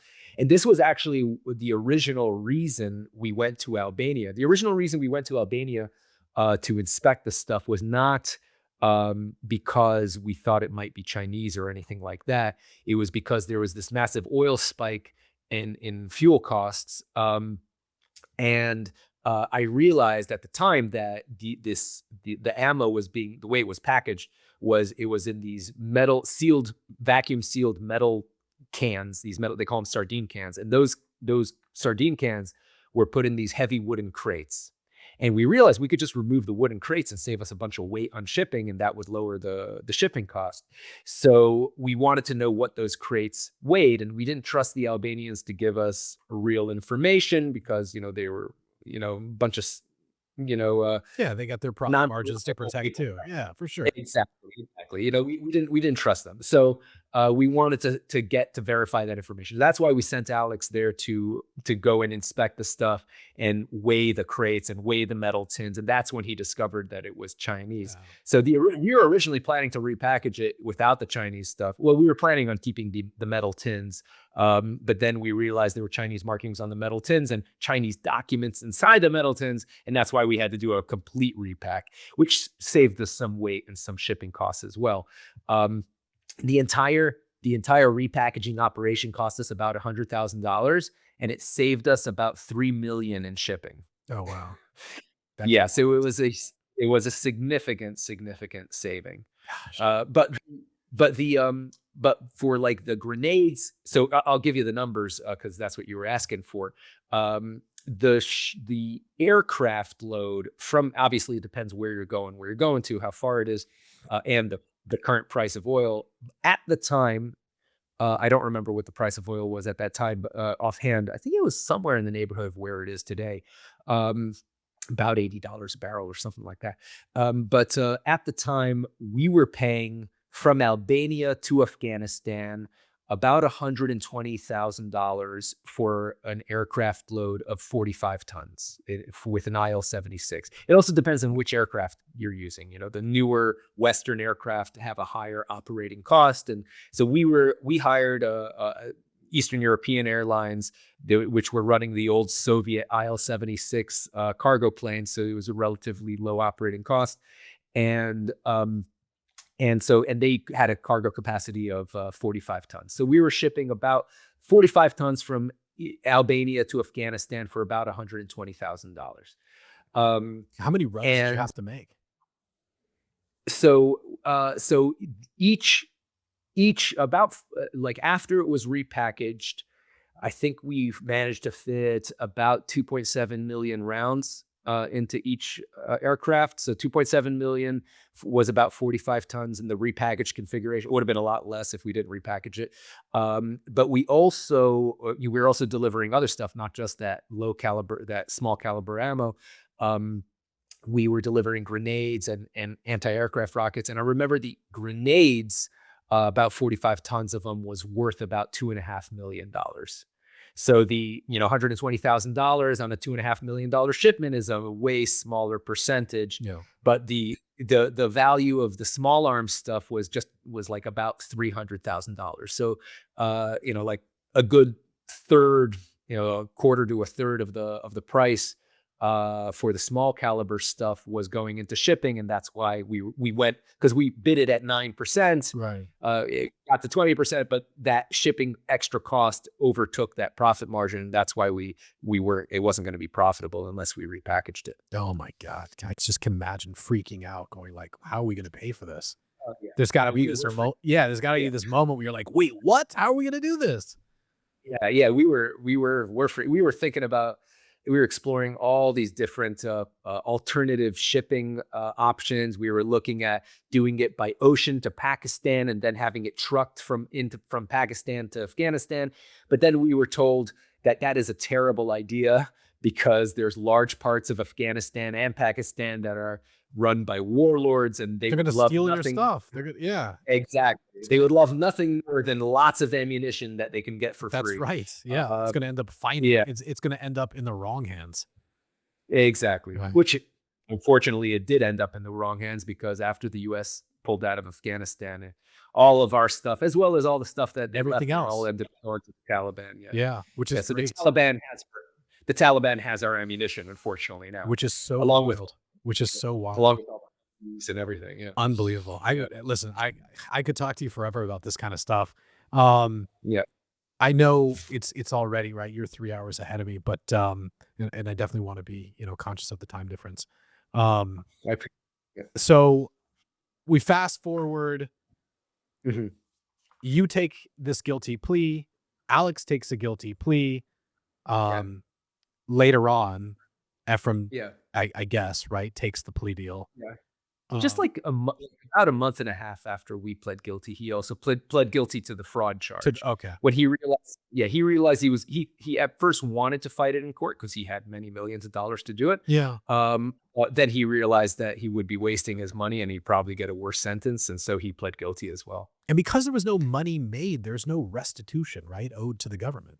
Well, so there was a lot of money made. There was no money lost. Okay. So Gotcha. the way fraud sentencing works is that when you get sentenced for committing fraud, they give you some sort of prison sentence or whatever it is as punishment. Mhm. Plus, you need to make restitution to the victim, Right. right? And that's the financial penalty, is the restitution. In our case, the victim, or the U.S. Army, which we defrauded, did not lose any money because, I mean, in fact, if anything, they would have, if they had let us complete the contract, they would have saved $52 million Right. because we were by far the cheapest of their options. So the only loss that they can claim that they got from our defrauding them was the cost of taking the contract away from us and putting it out for bid to find an alternative supplier. And they claimed that cost them about $350,000. Okay. So that was the only loss that they can claim. And so when the government sentenced us, the only financial penalty was $350,000, which they made Efraim pay because he was the only one with the money, and he's also the one who actually kept the money. But he got to keep the rest of the money. He got to keep. I think by the time they shut down the contract, if I recall correctly, it was about AUI had delivered about $70 million. I think maybe $67 million worth of goods out of the 300. And he made I estimate he made about 15 million in profit by the time they shut it down. And so he had to pay. And they did not go after that. They did not. It was they a have conscious choice of theirs. Yeah. They're like, well, we just. Well, I mean, it was they did freeze his bank accounts for a little while, so that money was frozen. But then after he got sentenced, they had no legal standing to keep it frozen. Even if they're foreign bank accounts and not reported to the IRS. And so I don't know about the whole so he told me that he had foreign bank accounts like in the Seychelles Islands. That's what he told me. I never verified this. I don't, maybe he was lying. I doubt it. But somehow as far as I know, obviously, I don't know what happened behind the scenes. Yeah, but as far as I know, he managed to settle everything with the IRS. I assume he paid them what they said he owed them. Yeah. And he managed to keep the vast majority of the money. It's funny because everybody loves, everybody who gets money loves to do this bullshit with the Seychelles Islands, where it's like, I've got a trust, and it can't be touched. But there's nothing, sort of, in sort of disagreement with the U.S. tax code that doesn't say you can't have the trust there, and that it, but you also have to report income. Meaning, like, if you're dishonest with the IRS about the income, even if it is kept offshore, right, then they're going to want it. So I find that, terribly interesting that he was able to keep this money. He was not hired for the movie. No, he was actually in prison when they were making the movie. And they didn't really want to deal with him anyway because they knew he's a pain in the ass. From everyone who knows him knows this about him. He's just a nightmare to work with.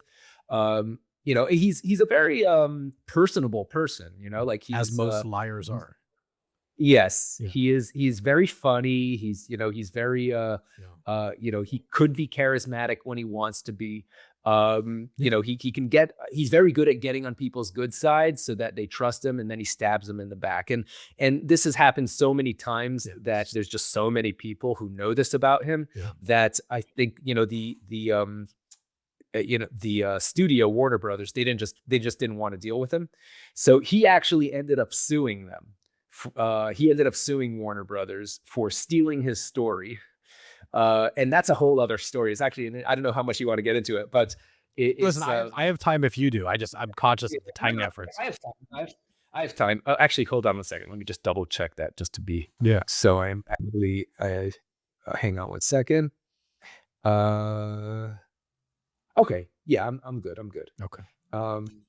And so I'll tell it's just a very interesting, entertaining story. So I'm happy to say it. Yeah. So while he was in prison, I'll tell you, it's very interesting actually. And maybe I might get you a different podcast guest from this story. Love it. While Efraim was in prison, he met a guy named Matthew Cox. And Matt Cox was in prison for mortgage fraud. He created a whole bunch of fake identities, got mortgages from the bank, that kind of thing. Yeah, this was during the mortgage boom, probably the early 2000s. Correct. Okay, got it. Correct. In like the mid 2000s. This is the Alan Greenspan, okay. Exactly. And so Matt, I think I don't remember his exact sentence, but he was sentenced to like 15 years in prison. It was a significant sentence. Wow. Yeah. I mean, he was like on the FBI's most wanted for a while. He was on the run for like 3 years. The Secret Service was chasing him. It's a very interesting story. That is wild. Oh, yeah. Matt, by the way, he's out of prison now. He actually got out early. He managed to do some like legal maneuvers that got him out early. And now Matt has a podcast called Inside True Crime, where he interviews criminals. I've heard of that podcast. I didn't know that. Okay, interesting. I've heard of Inside True Crime. Yeah, I've heard of it. He's pretty successful with it. He's doing pretty well with it. I was on his podcast as well, so he invited me to go on his podcast. It was a great episode. He's based in like I think near Tampa, St. Pete, around there. Gotcha. And so Matt was in prison with Efraim at the time, and Matt. Like everyone, when they go to prison, they need to figure out how they're going to pass the time in prison, And so Matt decided he had always had this interest in writing. He was just like a hobby of his. He had written like a book, like a novel, a work of fiction about some like pedophile criminal, something. Which was never published. I think his book was called Stranger Danger that he had written. Oh, interesting. And it was never published. It was just a manuscript. And then he decided, hey, I got a great source as far as stories go. Why don't I write my own autobiography, right? So he wrote his own autobiography, and then like other inmates in the prison saw that he was like busy doing this, and they're like, oh, I got a great story. Why don't you write my story too? So he kind of became the prison biographer. He was writing all these inmate stories. Yeah, and which was a nice use of his time.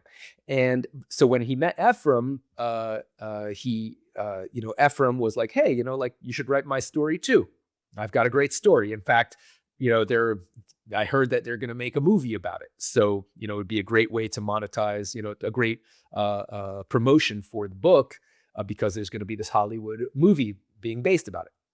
So Matt says that's a great idea, big opportunity, and they make a deal. They're going to like split the money, right? As people do with Efraim, they make these deals, and you can see where this is going. Oh, of course he screwed. Yeah, of course he screws him. Absolutely.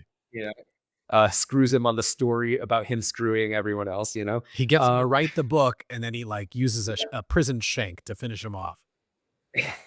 So Ephraim's not violent. I will say that. Okay. At least as far as I know, like he's never like. Efraim has a lot of balls when he thinks that he has people to back him up. Like he would act. So in the movie, right? He grabs that. The girl, he gets punched out by Dan Blazarian, and that's actually somewhat true. Like I saw him actually do way worse stuff in real life than what they show in the movie.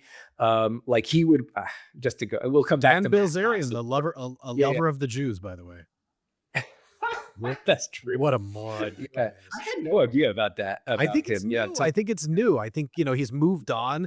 He's like a serial grifter, right? So now he's a serial grifter, South Florida native, father Yeah. defrauded, publicly traded companies, moved the that money I to heard, trust and stuff like that. But now the grit Yeah. is, let's go on all these shows, and while it's Uh-huh. en vogue to say bad things about Jews because of our I see. disproportionate response in Israel, right? Right. It's Right. it's in vogue. It's popular. So Right. Yeah. So I didn't know anything about that at the time.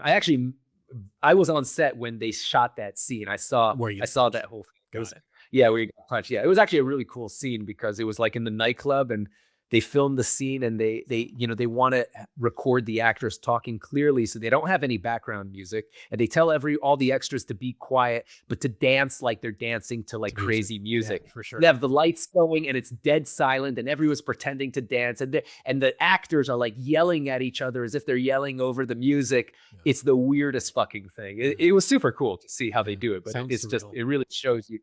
It's very surreal. Anyway, yeah, I had seen Efraim do way worse than like they show in that scene. I've seen him go up to like a couple like in a club and like take the girl's hand and say, "Come with me, baby. You're too good for this, loser." But he would only do that. He would only do that when he had a bunch of his guys over there that they knew would pull him out of any fight. That's right. Okay. He would never do that by himself. So yeah, was he fat and sloppy like he looks in the movie? So You're a very like fit guy, so I'm just wondering like yeah. the balance So it's of actually healthy fits. funny so I've always been into fitness. It's just a thing that I've always been into. But like at the time the movie takes place of that they show in the movie, he was actually very skinny because he was railing coke all day. He was doing coke, he was doing like Adderall, he was doing all sorts of uppers, and then at night he would take sleeping pills to put him to sleep. It was very unhealthy. Very Michael So Jackson. yeah, he was. Yeah, I mean, he was he was doing a lot of drugs at the time. But after he got sentenced and he knew, before he got sentenced, after he pled guilty, he knew he was going to get sentenced. He knew he was going to probably do some prison time. Then he started spending a lot of money on even more money on drugs, but like he started going to all these super fancy restaurants and he started getting a lot of prostitutes and got a gambling addiction. And I don't even know how much money he wasted on all that, but he actually ended up suing, I think it was one of the major pharmaceutical companies, might have been GlaxoSmithKline, because he claims that their psychiatric medication turned him into a drug, gambling, and alcohol addict. Or it was drug, gambling, and sex addict. That's what he said. This guy It was sex rejects addict. any accountability whatsoever. Yeah, exactly. Yeah, he sued them because of that. So yeah, he was very into prostitutes at the time, and that's when he got fat. So he really blew up right before prison. And there's a picture out there of him, I think, from county jail, where you could see he's pretty fat. Yeah. Not as fat as Jonah was. Jonah was really at the peak of his fatness during this week. I mean, to Jonah's credit, he's now very thin. He's lost all that weight. But yeah, Jonah is the fattest he'd ever been in his life is in War Dogs. Interesting. Yeah. So yeah. That So, yeah, looks so unhealthy. That looked like a heart attack waiting to happen. Yeah, 100. To Jonah's credit, he managed to get that under control. But yeah, back to the Matt Cox Cox. story. Yeah, for sure. So he's in prison with Matt Cox. Matt Cox is writing his story. And Matt told me this because, as I said, I was on Matt's podcast, and Matt told me, he's like, so, I'm writing this Efraim story and he's telling me about this deal where he managed to screw this guy in this way. And then this other deal, he managed to screw that guy in that way. And he seemed very proud of all the ways he was screwing all these people. And I told Efraim, I'm like, Efraim, you can't just like keep on burning all your bridges, man. Yeah. And Efraim looks at me and he says, Matt, there's a lot of bridges out there. Good grief. Good grief. Of course. And Matt says to me, and he's like, and it was in that moment, I knew he was going to screw me too. That's right. Yeah, absolutely. Let me just keep typing for you. I don't even know if he had a typewriter, but maybe he's writing by hand. Oh, no, he had to write everything by hand. So he had to write everything. Yeah, you're in prison. Yeah. Okay. Yeah. School. Yeah, exactly. And so Matt, Matt had this, I think it was like a literary agent, a guy named Ross Reback, who he was using to try to get the stuff that he was writing published. So he introduced him to Efraim, And and Ross tells Efraim, he's like, hey, this movie is coming out. We could sue them for stealing your story. Say that they, are trying, that they managed to steal your story, and that this is the real story, and they did this movie without your permission. Yeah. And Efraim, of course, immediately saw dollar signs suing Warner Brothers, Warner Brothers, big pockets, deep pockets. And so they concocted, I got to, hand it to them, this brilliant but nefarious plan, right? And by the way, Matt wrote a book about this whole experience, about his dealings with Efraim and this whole shenanigans they did. It's called, it's a very short book, but it's available on Amazon. So shout out to Matt Cox. The book is called Dude, Where's My Hand Grenade? Yeah, That's great. Yeah. It has he kind of took the Dude, Where's My car cover and just replaced the characters on that cover with my mugshot and Ephraim's mugshot as the characters. That's so good. So yeah, he sent me a copy. It was hilarious. I'm like, oh, I'm on the cover. How nice. Well, your mugshot. Yeah. Yeah, mugshot is on the cover. It doesn't make me look great, but it's funny. Yeah. I thought it was funny. So anyway, he wrote a book about it. It's actually very interesting. But I'm going to, give the broad strokes of the story. So what they do is so first of all, so the movie was going to come out in a few months, and Matt was not even close to finishing the book. So Ross and Efraim are like, hey, you got to finish the book soon, because we got to get the book out before the movie comes out, so we could claim they stole the story and all that. So you got to finish it like in the next week or two. And Matt's like, I can't work that fast. There's no way I could finish a whole book in the next week or two. Yeah. And so Ross says to him, he's like, hey, Matt, you wrote that other book that you never published, that one about the child predator, the Stranger Danger. There's actually a lot of similarities in some parts of that book to Ephraim's story, minus the pedophilia. I'm not saying that Efraim is. Plenty of bad things I could say about Efraim, but as far as I know, he's not a PDF. Yeah, exactly. Yeah. Ross, the literary agent, says, why don't you take some parts of that book and just like change the names and some of the minor circumstances and just fit it into Ephraim's book to like give it enough material that we could publish it as a story. So Matt was like, man, I'd rather not do that, because I want to write the real story, and and Efraim and Ross was like, we don't care about that. We just want you to get this book out.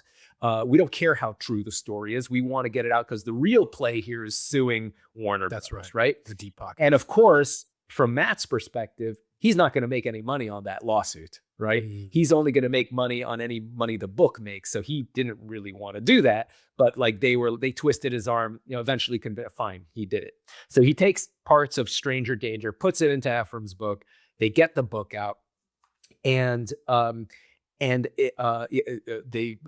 files a lawsuit against Warner Brothers, saying that the upcoming War Dogs had not come out yet, that the upcoming movie was stolen from his book, which he had just published. By the way, he called it Once a Gun Runner. That's the name of his book, after the line he gave to the undercover ATF agent. Right before, once a gun runner, always a gun runner.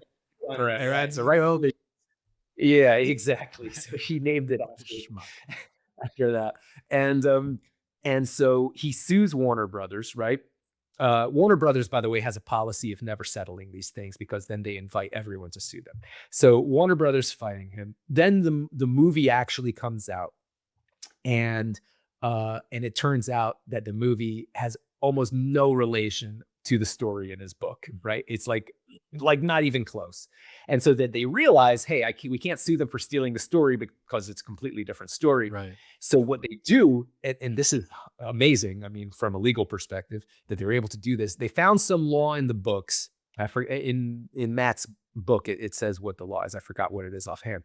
But they found some law in the books that if you are advertising like a movie that it's based on a true story, if you can show it's not based on a true story, you could sue them for false advertising. So what he does is he claims that his book, Ephraim's book, is the true story, and that Warner Brothers is falsely advertising War Dogs as being based on a true story, and therefore is damaging his true story and the chance it has in the market, because it's not the real truth. And the funny thing is that as far Matt knows, because he did it, is that half or 70% of Efraim's book is completely not only Efraim's, confabulations, which he would, Efraim is obviously a habitual liar. Yeah, pathological, right? Yeah, that's the term I was looking for. Yeah. Pathological liar about everything. But even the parts that he said are only a minority part of the book. So Matt knows this is completely false. So Efraim gets out of prison. And then, of course, goes silent, stops returning Matt's emails, right? Doesn't return any of his phone calls. And Matt is like, oh, that motherfucker, he's obviously screwing me. And just like he did everyone else. So, because he thinks I'm going to be in prison for another, Matt still had like 7 years or something on his sentence. So, Matt was, Efraim, he's like, why should I pay this guy? There's nothing he can do from prison. Yeah. So Matt manages to get out of prison early, to everyone's surprise, and goes on record that Ephraim's book is largely fiction. Oh, no. And therefore, as revenge against Efraim for fucking him, right? Plenty of bridges, plenty of bridges out there. Plenty of bridges, but he burned that one too. That was a bridge he shouldn't have burned. He would have had a good lawsuit. He would have had a good lawsuit. He was actually on pretty somewhat, from my understanding, a solid legal footing there. If he could defend that. But of course, Matt completely undercut his entire lawsuit, and then they threw the thing out of court. Unbelievable. So unbelievable. Oh man, this guy cannot make any good decisions. Yeah. Greed's a bitch. Greed's a bitch. Yeah. It reminds me. Have you ever heard the story of the scorpion and the frog? Sounds so familiar, but tell me. It's a great story. It takes 2 seconds, but there's a river bank and there's a frog and a scorpion, and the scorpion can't swim. So he asked the frog, can you get me across the other side of the riverbank? The frog says, I'm not doing it. You're a scorpion. You're going to sting me and I'm going to die. And then we're both going to drown. Scorpion's like, why would I do that? Right? Like if I sting you while you're taking me, then, we'll both die. And what good is that? And reluctantly, the frog, agrees. And of course, as you might imagine, right, halfway through their journey across the riverbank, Scorpion stings the frog. Right. And the frog looks up at him and goes, how could you do this to me? We're both going to die. And the scorpion says, well, at the end of the day, I'm a scorpion. Right. That is like I don't know him personally, but that is like, this is the story of Efraim. Like he will sting everybody, even to his disadvantage, right? Detriment. To his detriment. Thank you. Yeah, to his detriment. Wow. Yeah. And he's still like that to this day, because every once in a while, I'll get a phone call. So, be like, oh, I made the mistake of going into business with him. Now I have to sue him. Can you give me any advice of dealing with him? This has happened multiple times over the years. So he hasn't. Listen, like that is his ethos. That is his nature. And I think it's just, I think it's odd, but I also think, right, to go back to the War Dogs Academy, which I think is an absolute brilliant play. Thank you. Yeah. Like has anyone, because obviously for when you're starting out small, let's say you win a small government contract, net 30 you can deal with, right? Yeah. But as part of the academy, are you teaching these guys to get the factoring support, go to Wells, go to US Bank? We do. That's part of the things we teach, but we also have a funding company that we work with as well. So if they need funding, we connect them with our people, and they can get funding directly. No shortage of Jews in South Florida offering funding. No shortage. Absolutely. Oh my God, I get so much spam trying to lend me money. It's unbelievable. Listen, I own one of the largest in the nation. Oh, do you? I do. Okay. I do. And listen, I'm very proud of it. We've been doing it. We've been doing it for 22 years. Yes. But it is amazing. Yeah, no, I appreciate that. But it is dissimilar to the to what you might imagine exists in South Florida. Right. But yeah, the factoring is the way to go. Because it is the cheapest, the most reliable, right? If you've got an invoice, right? If you got a purchase order, right, and it's stamped by the U.S. government, that's gold. That is, that credit is gold. And it's just so interesting. I wonder, obviously Efraim must know that you have War Dogs Academy. He does. I'm sure he does. Yeah. I wonder if he feels like, oh God, gosh, he left me out of that one, like, now I got to compete with my own. Yeah. Yeah, well, I mean, I do know. So I don't follow him on Instagram Yeah. on principle's sake, of course. Yeah. But I have looked at his Instagram profile. He does list himself as a government contracting consultant. So Oh, I think for there you go. for anyone who's foolish enough to do business with him, they can probably consult with him for a very expensive rate and probably get screwed over at the end. Yeah, there's the commercial for the Efraim consultant. Yeah. Yeah. Yeah. Gosh, what's so wild is that, you had this child February in 2007. We're now at Yeah. 2026. Yeah. You've got an adult. Yeah. She's 18. She just turned Yeah, 18. you've got an adult daughter, right? That is I do. wild. So Yeah. you learned your lessons early on in life, right? Mhm. And her age is not that dissimilar to like when bad things befell you. Yeah. So That is true. yeah. Tell me about like, you were a dad at a very young age, but tell me like the lessons and sort of the Mhm. life, like Mhm. life experiences that the peaks and the troughs and everything, the Mhm. government prosecution and you've Mhm. been through it all. And so, Yeah. right, like, obviously, it's in the public domain. Your daughter knows about it. Sure. She does. But then the other half of you is a serial entrepreneur, right? We've got War Dogs Academy, we've got InstaFloss, which we really haven't had a chance to talk about. And then Yeah. we've got Singular Sound and Mhm. Comet Compass, right? Yeah. So you've got like, Yes. you've got all these other ventures. Is she entrepreneurial like you? I mean, she sees the good, the bad, the ugly, right? But Mhm. our children tend to focus on the good, Right. right? Because Yeah. you're her father. Did Yeah. you see that entrepreneurial spirit inside of her, right? You were doing massages and brokering linens. I mean, you were not, Mhm. you early on, I think you knew what you wanted to do. It was right to be, enterprising. Do you see that in Right. her? She is she's not as enterprising as I was uh at least, like growing up, just because I think that she so I grew up as one of 9 children, Yeah. and my parents were very, they were classic Jews, very stingy. Yeah. Yeah. And they were always scrimping and saving every penny, and so I kind of always felt that like money pressure, Yeah. as a kid, which I think it really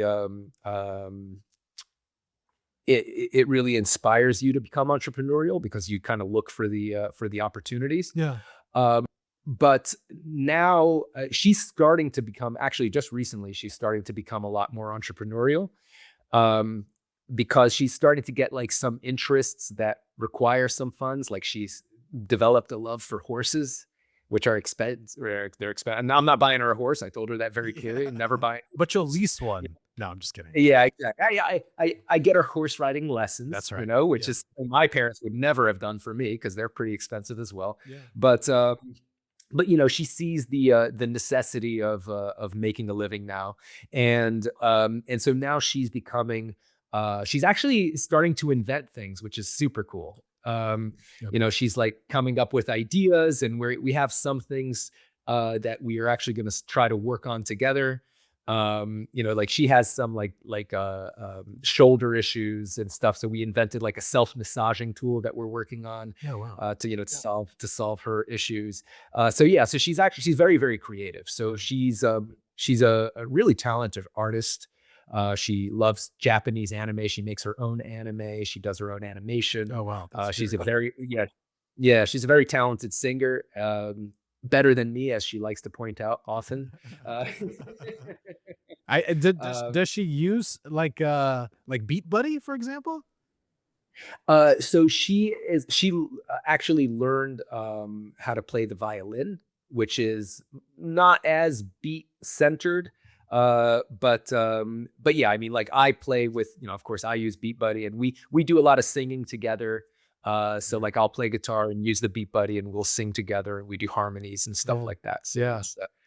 That's a lot of it's got to be so rewarding to see, right, your daughter have these sort of, creative and entrepreneurial and inventor ideas that you have. It's like yeah, your legacy yeah, lives on. Like, it's amazing. Have you had any other yeah. kids or just? Just the one that I know of. Yeah, yeah, just the line. Yeah, Yeah, just the one that I know of, yeah, as far as I'm yeah, but, yeah, I am not so my parents had 9 children together. yeah, I'm not, at least at the moment, at this point in my life, super motivated to have a whole bunch of more kids. yeah, Never say never, yeah. but yeah, I'm very happy with the one child I have. Well, tell me real quick in closing. We've gone from A to Z and sort of heard, Yeah. um, I would say in depth about this journey. Lessons learned, Yes, right? lessons learned. Lessons learned to impart, right? Right. What would you say? Yeah. Well, the simplest one and the most basic and important one is be extremely careful about who you go into business with, Yeah, right? I think that's something that's almost cliche at this point, but it is cliche because it is so true. And I think that one lesson I took from that whole experience is that you shouldn't think is that if you see your partner treating other people badly, right. eventually they're going to treat you the same way, That's right. right? Because that's just the kind of person they are. Yeah, And I told myself all sorts of excuses, like, oh, like, we've known each other since we were kids, he would never do that to me. It's good to have, like, an aggressive businessman on your team, so that's a good thing.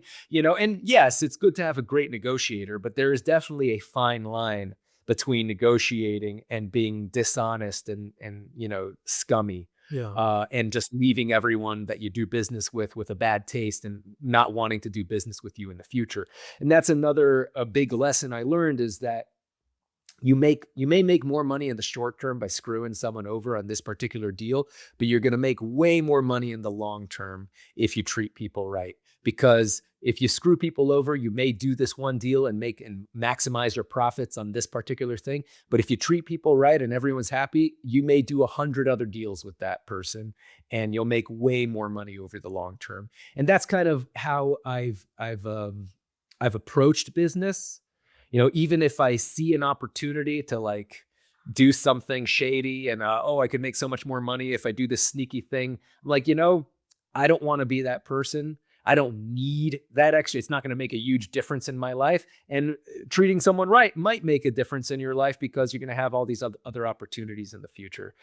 So that's been my approach. After I was burned so badly by Efraim, I actually went into business with my brother. So I have 5 brothers, and 4 of them ended up working in one of my companies. And we thankfully have an amazing relationship, and we have absolute trust in each other, and that's a super cool thing to do.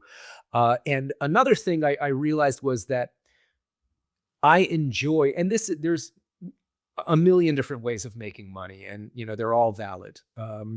Or they all could be valid, but there's lots of bad ways of making that's money right. as well. Yeah, But there's a lots of good ways of making money, and you have to kind of find the one that works for you, right? And I was burned really badly with government contracting, and I was also banned from doing it. So, I kind of fell out of doing it. And while I was, so I actually didn't tell you the story of how I got into the music business. It was actually while I was under house arrest. I was playing a lot of guitar, and I was a bit bored. Very grateful I didn't go to prison, but a bit bored. And so I'd have my musician friends visit me. I couldn't leave the house, but they could visit me. yeah, And we would jam, but, like, no drummer was going to bring his drum set over. So I bought it because it's a big pain in the butt to move. And so I bought a drum machine, which is like this electronic device. It goes on the table, has a lot of buttons. It makes beats. You press the button, yeah. you can make a Scott beat. Storch. Hey, yeah, exactly. Yeah. That's how actually hip hop and original electronic music got started in the 80s, from these drum machines. And so I bought a drum machine, and, like, the manual was that thick and was super complicated to learn. And I realized, every time the beat doesn't do the same thing through the whole song. Like, it gets harder on the chorus, gets softer on the verse, etc. But every time I wanted to change the beat, I'd have to stop playing my guitar, press a button on the machine, go back to playing my guitar, interrupted the music. I tried to put the drum machine on the floor and press it with my toe, but I kept on hitting the wrong button. So I thought I needed a machine that's designed for the floor, that is easy to use. And I don't need something to compose beats. I just need something to control the beat. So I could like go from like verse to chorus, do a drum fill or whatever. Yeah. And so I realized I needed a drum machine inside a guitar pedal. And that's what I created with BeatBuddy, which is a drum machine inside a guitar pedal. You control it by just pressing the pedal. You tap it, it does a drum fill, you hold it down, it does a transition, you let go, it goes to the next beat. You can connect, through the ports, other extensions, other buttons that you can do other things with the beat, like pause or cymbal crash or whatever. Yeah. You could put your own beats on it. So that was the initial inspiration for the BeatBuddy. And it was very hard to build. It took me like 3 years, and I spent pretty much every penny I had working while I was working to put into this. I didn't even have enough money. I had to do a financing deal with the engineering firm I hired, and which was amazing that they even did it, which they usually don't. But they really, actually, their lead engineer was a drummer, and so he understood the product and the value of it immediately. And he was like, "Oh yeah, this is definitely going to be a successful product." So we made a deal where I only did like 20% down payment, and the rest of it would come later. And to pay them off, I did a crowdfunding campaign, and it went very well. I raised $350,000 in a month. Oh, wow. That's amazing. Yeah, at the time it was a record for any musical product in crowdfunding. Oh my God, this is amazing. Yeah. Where can people buy it? Like, is it sold at Guitar Center? Is it like? Yeah, it's sold at Guitar Center, Amazon. Though if I would prefer people buy it on our own website because we get a higher profit margin. Yeah. And we can have better customer service because with Amazon, they actually don't even give you the contact information of the customers. So, in order to get better customer service, I would recommend people buy it from our website, singularsound.com. And here, I'll hold it up to the screen. Yeah. You could see the names. Singular Sound. So just singularsound.com, you could buy it directly from us, but we're available worldwide through most music retailers and online stores. So anyway, I bring this up because I realized that for me personally, and I don't make any judgments on any other way of doing business, is that I really enjoy designing products and making something new that no one has ever done before. It's just super cool for me, to come up with something that I imagine that nobody's doing, but that sounds like it would be awesome, and then actually making it happen. I just get a lot of gratification out of that. So a lesson for me was that, yes, I could do, there's a lot of money to be made in brokering, right? Just being the middleman between a buyer and a supplier, which is pretty much what government contracting is. And there's a lot of money to be made in it. And it's probably, in certain respects, it's a lot easier money because you're just kind of standing in between two parties and taking a cut. But it's a long-term hustle. And I tell this people who join War Dogs Academy, you can make millions of dollars, and a lot of our students have, but it's not a get-rich-easy scheme. It's a get-rich by working your ass off scheme. And if you work your ass off, you have a good chance of making it, right? No guarantees, obviously. You can't guarantee anything. But because it's government contracting is essentially a bit of a casino. You submit a bid and you don't know what the other bids are. And, you can submit 10 different bids and lose them all. And you win the 11th one, which could make you millions. And that happened to us all the time. So you need to have a certain personality type that can just grind and grind and grind and work your ass off and be okay with losing, knowing that one of these times you're going to win and it's going to make all those other things worth it. And I tell everyone who joins War Dogs Academy that this is the personality type you have to be successful in this business. If you don't have that kind of personality type, I don't recommend you do it. Right? Because you're not going to be, if you think you're going to do a minimum amount of work and money's just going to fall in your lap, you're going to be disappointed. It's not going to work like that. If you're willing to grind and work your ass off, you can make money. But you have to find the business that fits your personality. So for me, Even though I did do the grinding and I was very successful in government contracting, or I should say I would have been successful if I had been paid, right? uh, I realized that I get more joy out of designing new products and doing that type of business. And that's why, and as well as, for me, like creating War Dogs Academy is in a similar vein. I'm like creating something new that no one else has ever done before that brings a lot of value to people. And so I enjoy those kinds of businesses, and that's why I'm mostly focused on that. We are looking into doing some government contracting through my businesses for both the music. The government does buy music equipment. They also buy water filters. So we are going to be bidding on contracts for the products that we make. But I realize that my personal personality is not. I want to focus my energies on creating something new rather than just being a middleman. So that was a lesson I took for myself. But as you know, I realize that not everyone has the creativity and the skill set to create new products. And so there's enormous opportunities in doing the middleman method of government contracting as well as other businesses.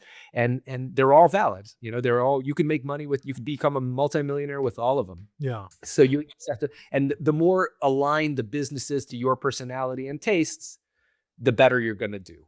And so that's a major lesson that I learned.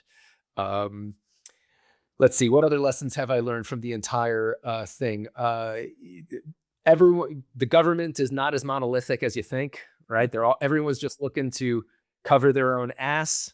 And as long as everyone will cover their own ass, you'll be okay. But as soon as anything is a danger to anyone's career, you're going to be the first person they throw you under the bus. Yeah. So you have to get everything in writing, especially when dealing with the government, but in business in general, because the more you have in writing, the more defensible you are. Your situation is going to be in the future. So, and of course, one of the biggest lessons I learned, and one of the most painful, is always have the deals that you make with your partners in writing, and always make copies of those contracts. Yeah. Because I actually did have a written contract with Efraim, and I tried to scan it on my home scanner, and my scanner was broken. And so I put the contract. I know it's so stupid. I still kick myself. It sounds so dumb. Like I put the contract on my dining room table, and I was planning on getting my scanner fixed. And like a few days later, the contract mysteriously disappeared. And Efraim was the only person who was coming to my apartment at that time. So I can't think of anyone else who it could have been other than him. So yeah, that actually, I assume, is what actually happened, is that he took my contract. And then shortly after that contract disappeared, he informed me he didn't want to pay me, and he seemed a little too confident that he could get away with it. So I'm pretty sure it was him. So yeah, big lesson. Always get the contract right. Always make writing. I got one extra question, if you don't mind me throwing it in. Sure. I'm Jewish, you're Jewish. The culture, right? The pressure to be successful in the Jewish community is immense, right? There's just like, absolutely. There's, entrepreneurial ethos kind of, runs through our veins. Sure. That is generally a part, especially for the males, that is part and parcel of our drive. Sure. And I think we both grew up with that same background. Obviously there's a massive emphasis on education. Some embrace it, some reject it, right? I know that you said while you were out on bond, you went back to school to kind of be like the Boy Scout while volunteering, right? Right. But there is also this undertone, right, of hustle. Yeah, 100%. You would agree with that? So 100%. did you feel like, because you had other businesses, right, before you went into this business with Efraim? Yeah. Do you feel like that you felt this pressure to hit this home run in order to be respected by friends and family and peers? And do you still feel that pressure today? That's a great question. So my particular background is so my family's Orthodox Jews, right? which, for people who don't know, it's I guess you could call it the most extreme religious sect of the Jewish religion, right? There's I wouldn't say the most extreme. Extreme because sounds extreme. Yeah. Yeah, Conservative. The most conservative, maybe. Yeah, okay, you could put it that way. I mean, so like people probably know Hasidim, which are the ones with the curls on the sides of the head and the fur hats. So those are the ultra Orthodox. They call them ultra Orthodox. So my family wasn't ultra Orthodox. They were yeshiva Orthodox, right? Which is kind of like in the middle, not modern Orthodox. Modern Orthodox people have like TVs at home. There's a whole spectrum, right? Yeah. It's a whole spectrum. They'll go to like a co-ed school. I grew up I didn't have a TV at home. I wasn't allowed to go to movie theaters or to concerts. I had always wearing a button-down white shirt and the yarmulke, the calf. I didn't talk to a girl who wasn't related to me until I was like 17. Yeah. So it was very traumatic. Yeah. But the focus amongst the Orthodox community, the highest thing that they believe you can achieve is to become a rabbi, right? Yeah. To become a religious scholar. Mm-hmm. And so my dad was a rabbi, and he always pressured me to become a rabbi as well, and as he did all his other children as well. That was always considered to be the highest thing. To be successful in business was kind of like the second choice. Yeah. Right. A career that was not considered as the second best choice. Right. Yeah. It was not considered as respectable as being a well-learned, religious scholar. Right. But if you're not going to be that, at least you should be successful in a career. Right. So I left the religion as a teenager, and it was a big dramatic thing, that my parents fought very hard against, and the massive, immense pressure for me to stay. But eventually I just couldn't live like that. And I left. So in a way, I guess in my mind, I always felt like, because in their minds, right, they're like, oh, without God, you're done. I mean, you're going to be like, like a hoodlum on the street, and you're going to end up, it's a moral compass. At the end of the day, it's a moral compass, right? Exactly. And that's how they saw. They felt there was nothing in between, right? You're either going to be a good religious Jew, or you're going to have your complete life fall apart. And so, like, to me, I felt like I had to prove myself. No, I could actually have a good life and a productive life and a respectable life without the religion. So I felt that pressure, right? I felt like if I wasn't going to be making my parents happy with my religiosity, I had to prove myself in my business, in my education, otherwise. So there was an enormous amount of pressure. At least I felt it. I mean, it's all internal, it's all just like in your head, really. It is. But definitely amongst the community, there are those expectations, 100%.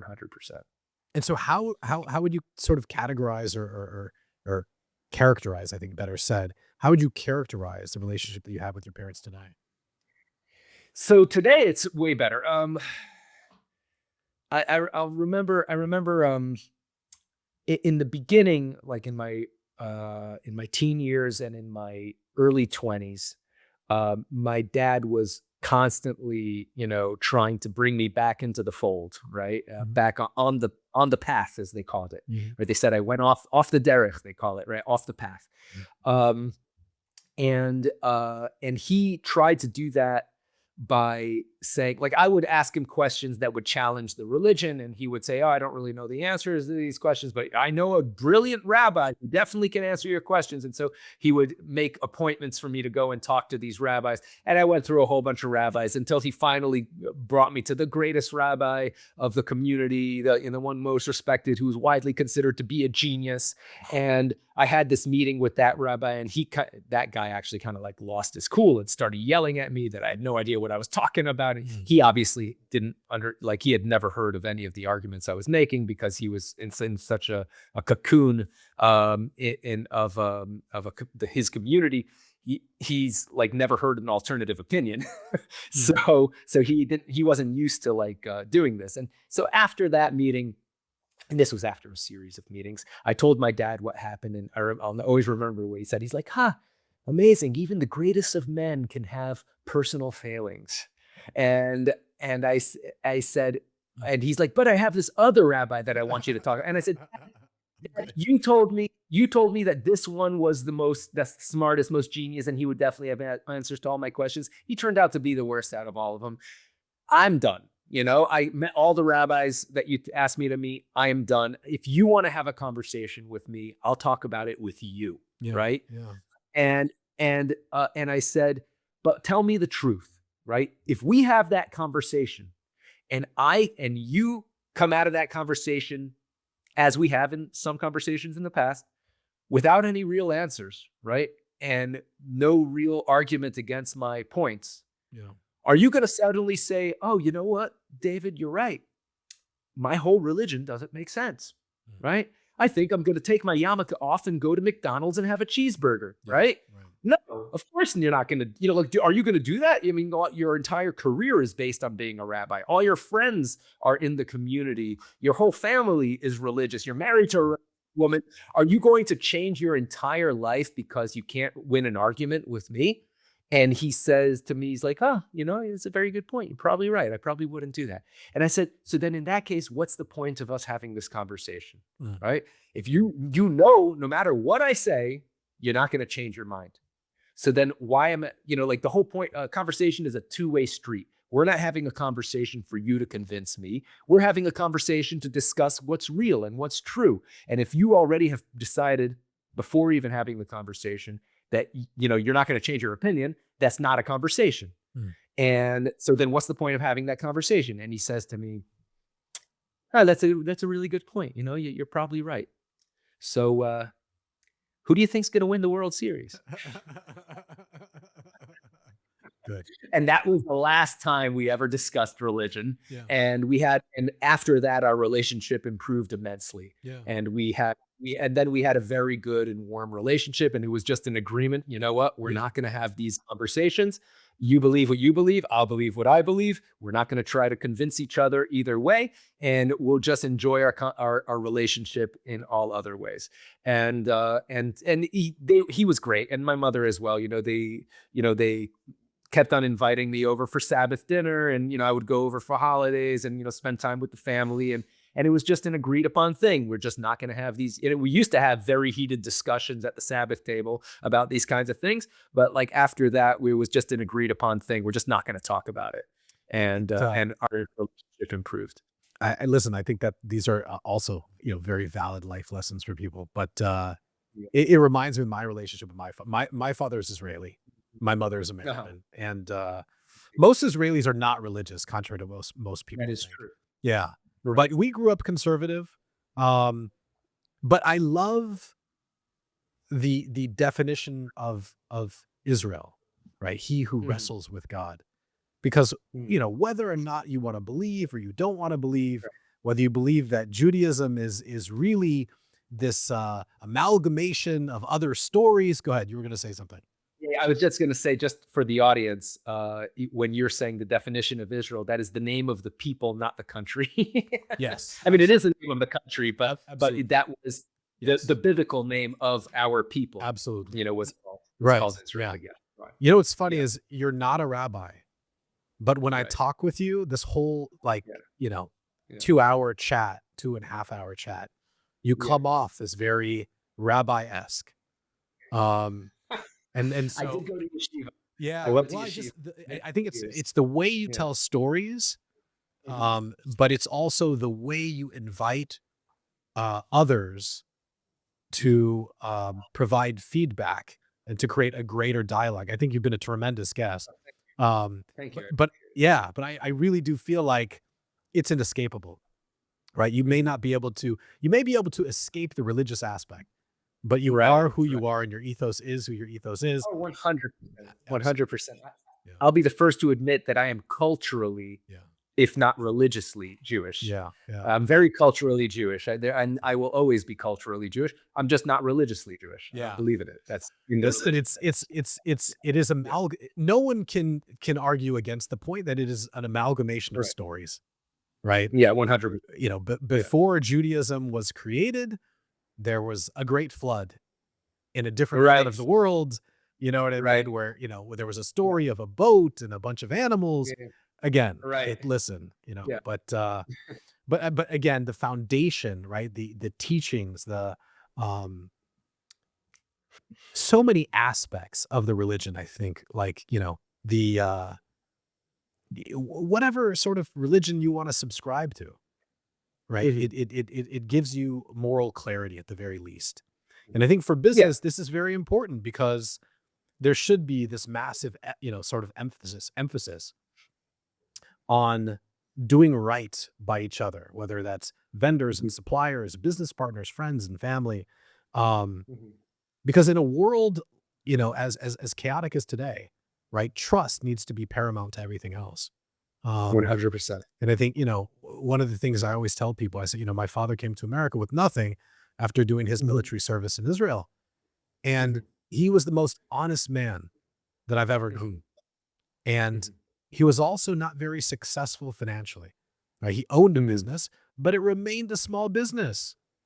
Right. And he wasn't interested in relying upon others, which is a very Mm. difficult thing if you want to build an enterprise business. That's true. You have to Yeah. learn to trust others. And 100%. my father just didn't have it in him, probably because a language barrier. You know, he felt culturally, you know, different. But trust is one of those things, as you well know from the examples that you've given me from Efraim, you know, sort of burning every single bridge he comes across. Right. It takes Yeah. a lifetime to build this foundation where people can trust and rely upon you, and it takes a moment. To It takes a destroy moment, it. right? Yeah. Yeah. And it just goes to show, like, I go back to my notes. Mhm. War Dogs Academy, Instafloss, Singular Sound, Comet Compass, right? Mhm. There are so many opportunities for you and all of these inventions and all of these businesses to go in the wrong direction. But yet, Mhm. after this sort of momentary lapse in judgment with trusting a Mhm. friend, you've shown that not only you can build, architect, and scale all of these businesses, but you can do it with loved ones, with four brothers. Yeah. Yeah. So that's the story that I want people to take away from this. And it's one of the things I'm most proud of. Yeah, yeah. I listen, dude, I think it's a great story. I think you got to keep telling it. I think, you know, everybody needs to Thank hear you. it. You've been a tremendous guest. Thank you so Thank you. much for coming on the podcast. Um, yeah, I look forward to, you know, catching up with you. I'm going to be in Miami, um, February 11th, I think. Oh, So cool. if you're I still I in town, I'll buy you dinner. Yeah, it would be nice to get to know Yeah, you. sure. So, I would love that. dude, thank you Yeah. so much for coming on the podcast. My pleasure. David Packouz, ladies and gentlemen.